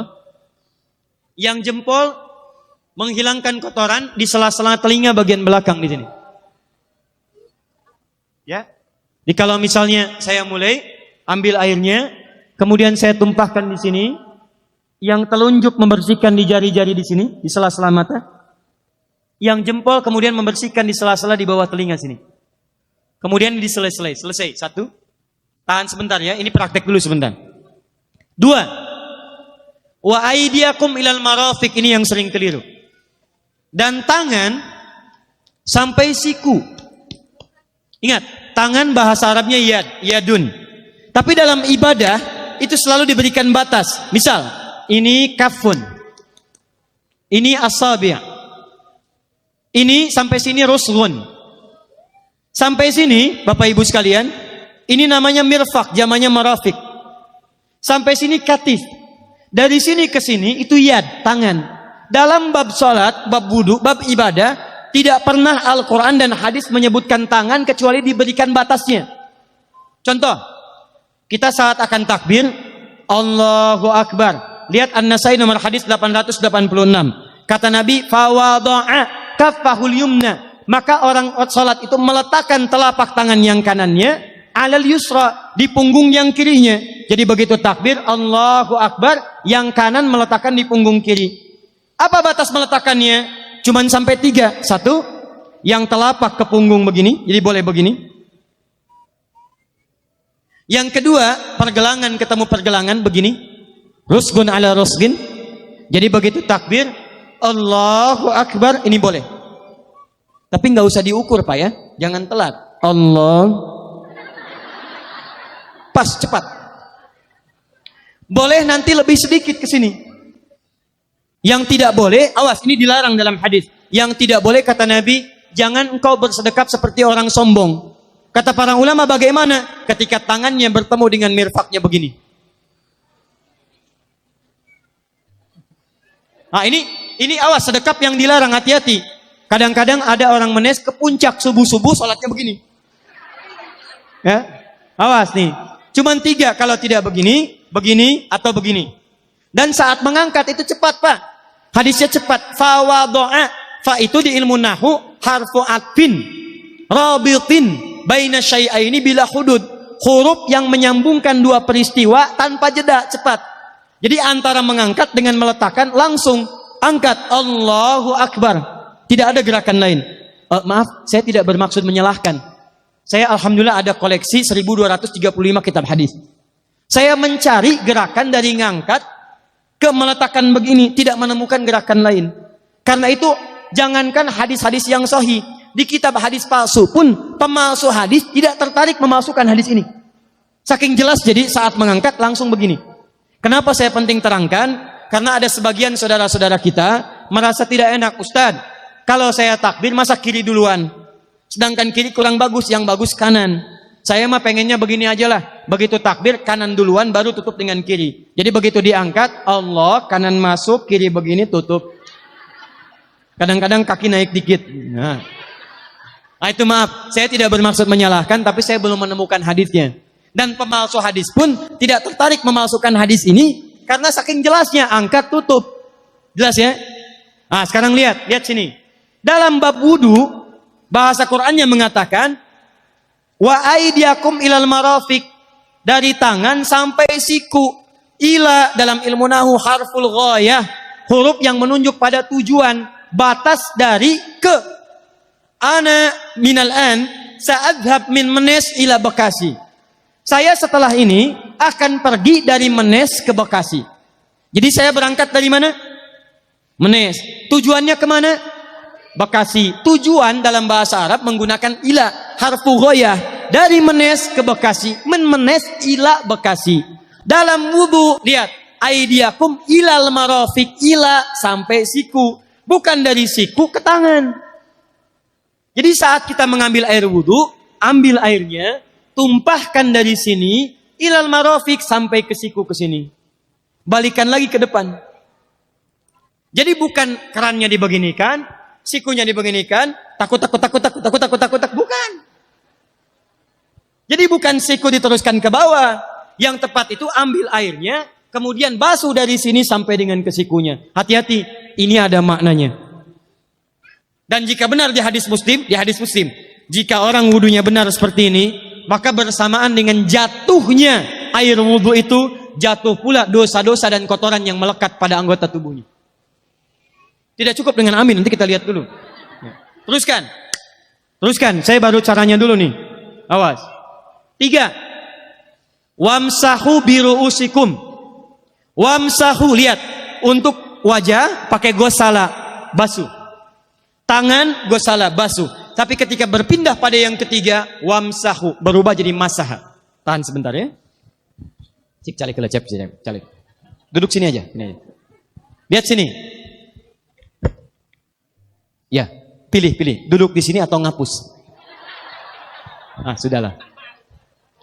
Datang sendiri, nulis sendiri, ngapus sendiri, luar biasa. Cuman di menes ini. Ini awas, ini penting ini Bu ya, penting. Saking pentingnya susah dihapusnya tuh. Dah sini aja. Masaha. Sudah. Masaha artinya mengusap. Kalau yang tadi membasuh, kalau masaha mengusap. Jadi yang ketiga ini tidak usah dibasuh. Jangan tumpahkan air di tempatnya, tumpahkan airnya kemudian usap tempatnya. Pertama, wamsahu biru'usikum. Masya Allah, kata Allah, bagian ketiga usap kepalanya. Awas, hati-hati. Tangan selesai pindah kemana? Bukan ke rambut, tapi kepala. Jadi dalam bab wudu yang diusap bukan rambutnya, kepalanya. Itulah keadilan Allah. Kalau yang diusap kepalanya, semua manusia yang hidup pasti punya kepala. Tapi kalau yang diusap rambutnya, ada ketidakadilan karena tidak semua orang punya kepala, punya rambut. Tuh. Nah sekarang lihat sini.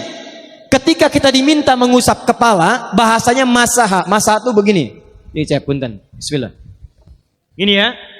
Ambil airnya, tumpahkan, baru kemudian diusapkan ke kepalanya.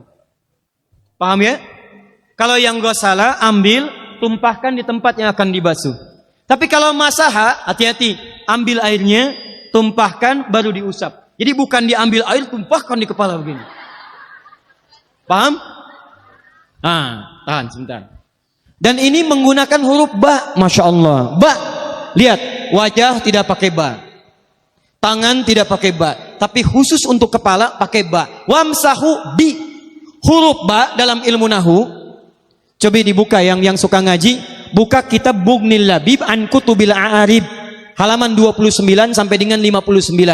Di situ ada penjelasan karya Ibnu Hisham Al-Ansari. Ibnu Hisham Al-Ansari. Itu ada penjelasan tentang makna huruf ba. Huruf ba itu punya 14 arti dalam bahasa Arab. Ada ilsaq, ada istighraq, ada muhabah, ada ba li tab'id. Ba li tab'id dibagi dua. Tab'id ma'al hudud wa tab'id bila hudud. Ini informasi saja, Pak. Bahasa Arab itu luar biasa. Ada mahasiswa kita orang Indonesia belajar di Kairo di Mesir di Al-Azhar. Ngambil S3. Bahasannya nulis disertasi, bahasanya tentang makna huruf ba di ayat wudu. Wamsahu biru'usikum. Dibahas, hanya membahas huruf ba, Pak, satu huruf itu dapat doktor, dapat S3. Ayo silahkan yang belum S3, ada huruf ta, ada huruf fa, ada huruf jim sampai huruf ya, masih banyak tuh. Nah, yang ba ini, ba, kenapa pakai ba? Kata para ulama, dari huruf ba yang 14 ini ada 3 makna yang diterapkan dalam ayat wudu. Satu, istighraq. Istighraq itu membasuh keseluruhan. Jadi kalau kita ingin wudu, ambil airnya tumpahkan, basuh keseluruhan dari depan sampai ke belakang begini. Balikan lagi. Yang kedua, at-tab'id ma'at tahdid. Sebagian tapi dengan batas. Kata Imam Asy-Syafi'i, di mana batasnya ubun-ubun? Diboleh kalau kita mau wudu, misalnya ibu tidak bisa membasuh keseluruhan. Sedang pakai kerudung misalnya, jilbab nggak bisa dibuka. Tempat wudunya terbuka. Anda tinggal ambil air wudu, kemudian tumpahkan sedikit, boleh diusapkan bagian kepala sampai ubun-ubun, sah wudunya. 3, at-tab'id min duni tahdid. Sepanjang disebut bagian kepala, masuk kepala nggak ada batas. Ini kepala bukan? Ini kepala? Ini kepala? Nah, jadi kalau Anda berwudu mengusap bagian kepala, itu sudah sah walaupun bagian tertentu diusap di kepalanya. Kapan ini dipraktikkan? Kata Imam Malik, kata Imam Abu Hanifah, ini dipraktikkan kalau seorang memiliki satu sakit di kepalanya yang tidak memungkinkan dibasuh keseluruhan. Misal, mohon maaf, ya ada orang misalnya, mohon maaf ya, tiba-tiba sedang jalan di kebun, tuh jatuh duren. Anak duren lah ya, jangan durennya yang besar. Tiba-tiba nimpa misalnya, duren teh bahasa rangatnya kadu, Bu, ya. Kadupak, kaduhung, ya, dan seterusnya. Kadu. Nah, nimpa kepalanya, bocor misalnya. Kemudian dalam bocor itu diperban, kata dokter tidak boleh kena air. Saat bagian kepala yang tidak boleh kena air itu bukan berarti wudunya kemudian bisa batal atau boleh tayamum karena tidak bisa mengusap kepala. Kata para ulama, boleh dia mengusap bagian kepala yang lain yang tidak terluka. Itulah kenapa Allah memberikan huruf ba di sini untuk kemudahan bagi kita dalam menunaikan wudu. Tapi pastinya yang dibasuh kepalanya bukan rambutnya. Jadi kalau ada laki-laki sudah dandan, sisiran, rapi, tiba-tiba keran dibuka, yang diusap cuma rambutnya, ulak. Itu batal wudunya. Tidak sah. Harus diulang. Terakhir kaki dibasuh sampai dengan bagian mata kakinya, dan ini tidak perlu saya terangkan karena mudah bagi kita untuk mempraktekannya. Tapi yang ingin saya jelaskan satu ini saja. Perhatikan baik-baik. Yang 4 ini wajib wudu. Tambahannya sunnah. Niat dimasukkan dalam wajibnya. Lihat sini, kumur-kumur sunnah. Telinga sunnah. Istinsyak sunnah. Yang 4 ini wajib. Tapi terlepas dari wajib dan sunnahnya, perhatikan baik-baik. Kenapa ini disebut dengan wudu? Dan hebatnya Al-Quran mengistilahkannya dengan tohara. Tohara. Apa itu tohara? Apa itu suci? Tohara. Apa itu tohara? Suci. Apa itu suci? Tohara. Ada tohara, ada nadhafah, itu beda. Kalau nadhafah, bersih luarnya, tapi belum tentu bersih dalamnya. Bisa jadi luarnya bersih tapi dalamnya najis. Misal, hewan yang paling najis apa? Yang haram. Misal hewan tadi itu, hewan babi misalnya, misal dibersihkan, dimandikan, disisir sampai bersih. Bersih tidak? Bersih. Tapi halal tidak? Suci tidak? Tidak. Al-khinziru nadhifun walakinnahu ghairu tahir.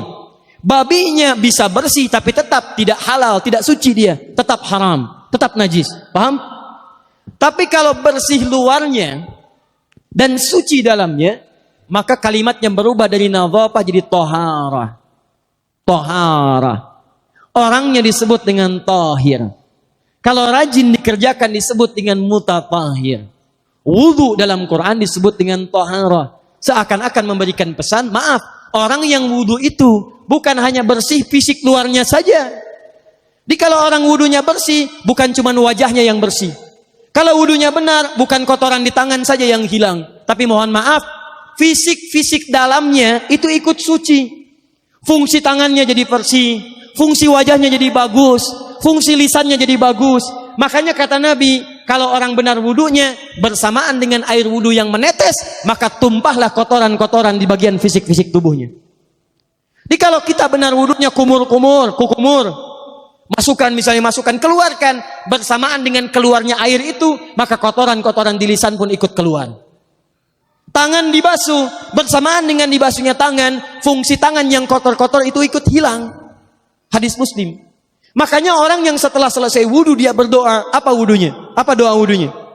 Asyhadu an la ilaha wa asyhadu anna Muhammadan Allahumma minat waj'alni minal, lihat sini, minal mutatahhirin, minat tawabin. Lihat. Bapak Ibu kan baru wudu, tapi kenapa doanya selesai tobat? Allahumma ja'alni minat tawabin. Ya Allah, jadikan saya termasuk orang tobat. Kita kan baru wudu, kenapa doanya baru selesai tobat? Sedangkan tobat itu mengakui kesalahan, menyesali kesalahan, dan berjanji meninggalkan yang salah, mengganti dengan yang baik-baik. Makanya kalau orang wudunya benar itu, begitu dia kumur-kumur, dia ingat kesalahan apa yang dikerjakan oleh lisan ini. Jadi begitu kemudian ditumpahkan airnya, hilang kotorannya. Maaf, yang suka mencela wudu, selesai wudu tidak akan mencela lagi karena tobat dari celaan. Makanya kalau wudu Anda benar, coba ingat-ingat, siapa korban dari lisan Anda yang tajam itu? Apakah ibu Anda yang pernah menangis karena lisan Anda? Apakah ayah Anda yang kecewa karena kalimat-kalimat Anda? Apakah tetangga Anda yang menjauhi Anda karena kata-kata kotor Anda? Kalau tiap hari Anda wudu, tapi kemudian lisan Anda masih kotor juga, ada yang salah, Anda cuma menghabiskan air untuk menghilangkan kotoran di lisan. Itu tanda pertama. Tangan basuh. Makanya orang yang wudunya benar, tangannya tidak akan berbuat yang kotor lagi sampai ke ujung kakinya. Karena itulah ibadah ini disebut dengan wudu, seakar dengan kata dau. Kata para ulama, mereka sebagian mengatakan dau artinya cahaya, dau artinya sinar, dau artinya al-husnu, baik budi pekerti. Kalau orang benar wudunya, bertambah sinar di tangannya, sinar di wajahnya, sinar di lisannya. Apa sinar itu? Di dunia sinar-sinar amaliyah kebaikan, sifat-sifat baik, di akhirat pancaran-pancaran kemuliaan. Satud'a ummati yaumal qiyamati ghurral muhajjalin. Akan dipanggil umatku di hari kiamat dengan banyak cahaya melekat di tubuhnya. Tangannya ada cahaya, matanya ada cahaya, wajahnya bercahaya, kakinya bercahaya. Cahaya apa itu? Kata Nabi, min atharil wudu, dari bekas wudunya. Jadi kalau kita benar wudunya, itu kita jadi orang baik. Ada cahaya kebaikan dalam diri kita. Itu yang disebut dengan tawwabin. Makanya kalau bapak ibu tiap hari wudu, Allahumma ja'alni minat tawwabin. Tapi mulut tidak tobat, tangan tidak tobat, kaki tidak tobat, ada yang salah dengan wudunya. Waj'alni minal mutatahhirin. Jadikan saya orang bersih dan suci. Jadi kalau selesai wudu, pakaian bersih, wajah bersih, tangan bersih. Ini pakaian bersih, pakai jas, pakai dasi, tapi tangan tidak bersih, korupsi juga, mencuri juga, menipu juga, ada yang salah dalam wudunya. Kalau kita bisa mengerjakan wudu ini dengan baik, maka naik status kita. Disebut sebagai, langsung oleh Al-Quran, disebut hamba yang dicintai oleh Allah Subhanahu wa ta'ala. Di Quran surah kedua Al-Baqarah ayat 222. Saya tutup. Lihat ayatnya. Di ujung ayatnya.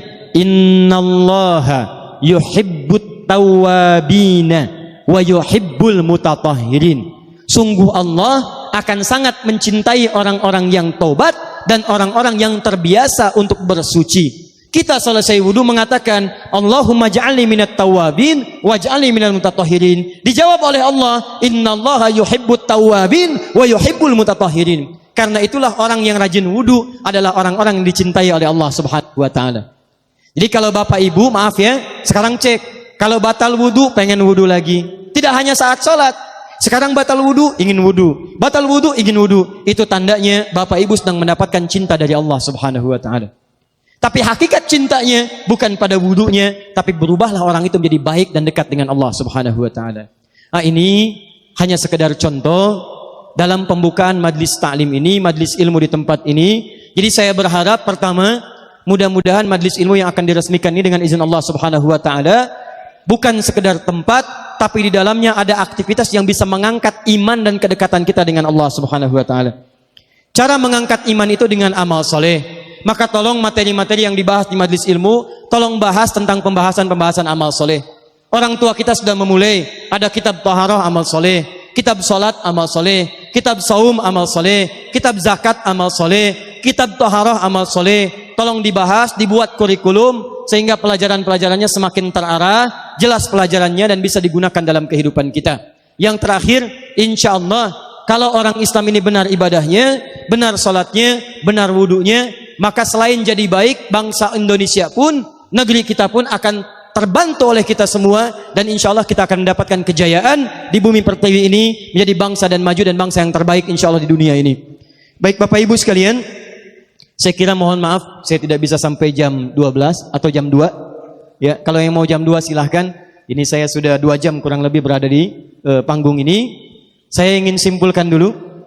Pertama, saya mengucapkan terima kasih kepada keluarga semua yang ada di Menes, di Rengat ini. Mudah-mudahan dengan silaturahim kita pada pagi menuju siang ini, Allah memberikan keberkahan kepada kita semuanya insya Allah. Yang kedua, saya sampaikan saya ini sedang pulang kampung. Orang yang pulang biasanya membawa sesuatu untuk keluarga yang didatangi. Silakan, banyak orang mudik tidak akan mau mudik kalau tidak ada bekal yang dibawa pulang. Saya pernah cek kenapa bapak tidak mudik, nggak ada bekal pak.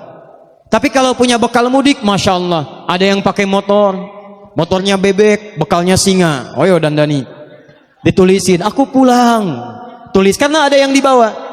Maka saya pun pulang ke sini, saya membawa insya Allah beberapa hal yang saya bawa. Pertama, kami bawa mushaf sebanyak 4.000 mushaf. Kami sudah serahkan, insya Allah akan dibagikan sebagai perwakilan kepada ormas-ormas, majlis ta'lim, juga masjid-masjid di sekitaran Rengat. Mudah-mudahan dengan mushaf yang dibagikan itu, kita insya Allah bisa berubah, mempertahankan Menes sebagai kota santri, kota Al-Quran yang dekat dengan Allah Subhanahu wa ta'ala. Yang kedua, kami membawa alat-alat perlengkapan untuk sekolah, untuk anak-anak kita. Barangkali tidak semuanya bisa tercukupi. Ini hanya sebagai tanda awal saja kedatangan. Insya Allah kapan-kapan kami kirimkan lagi. Kami serahkan, mudah-mudahan dengan alat-alat perlengkapan sekolah itu ada semangat anak-anak kita untuk meneruskan sekolah ke depan. Bupati hadir nggak Bupati? Oh, tidak ada. Ini gimana ini? Saya di tempat lain bupatinya datang, wakil gubernurnya datang. Ini saya pulang kampung nggak ada ini di sini. Baik, saya mau ngasih hadiah sebetulnya. Pak Camat ada Pak Camat? Tidak ada. Lurah ada Lurah? Tidak ada. Sudah. Baik, yang ada siapa? RT jamaah. Baik, gini. Lihat sini.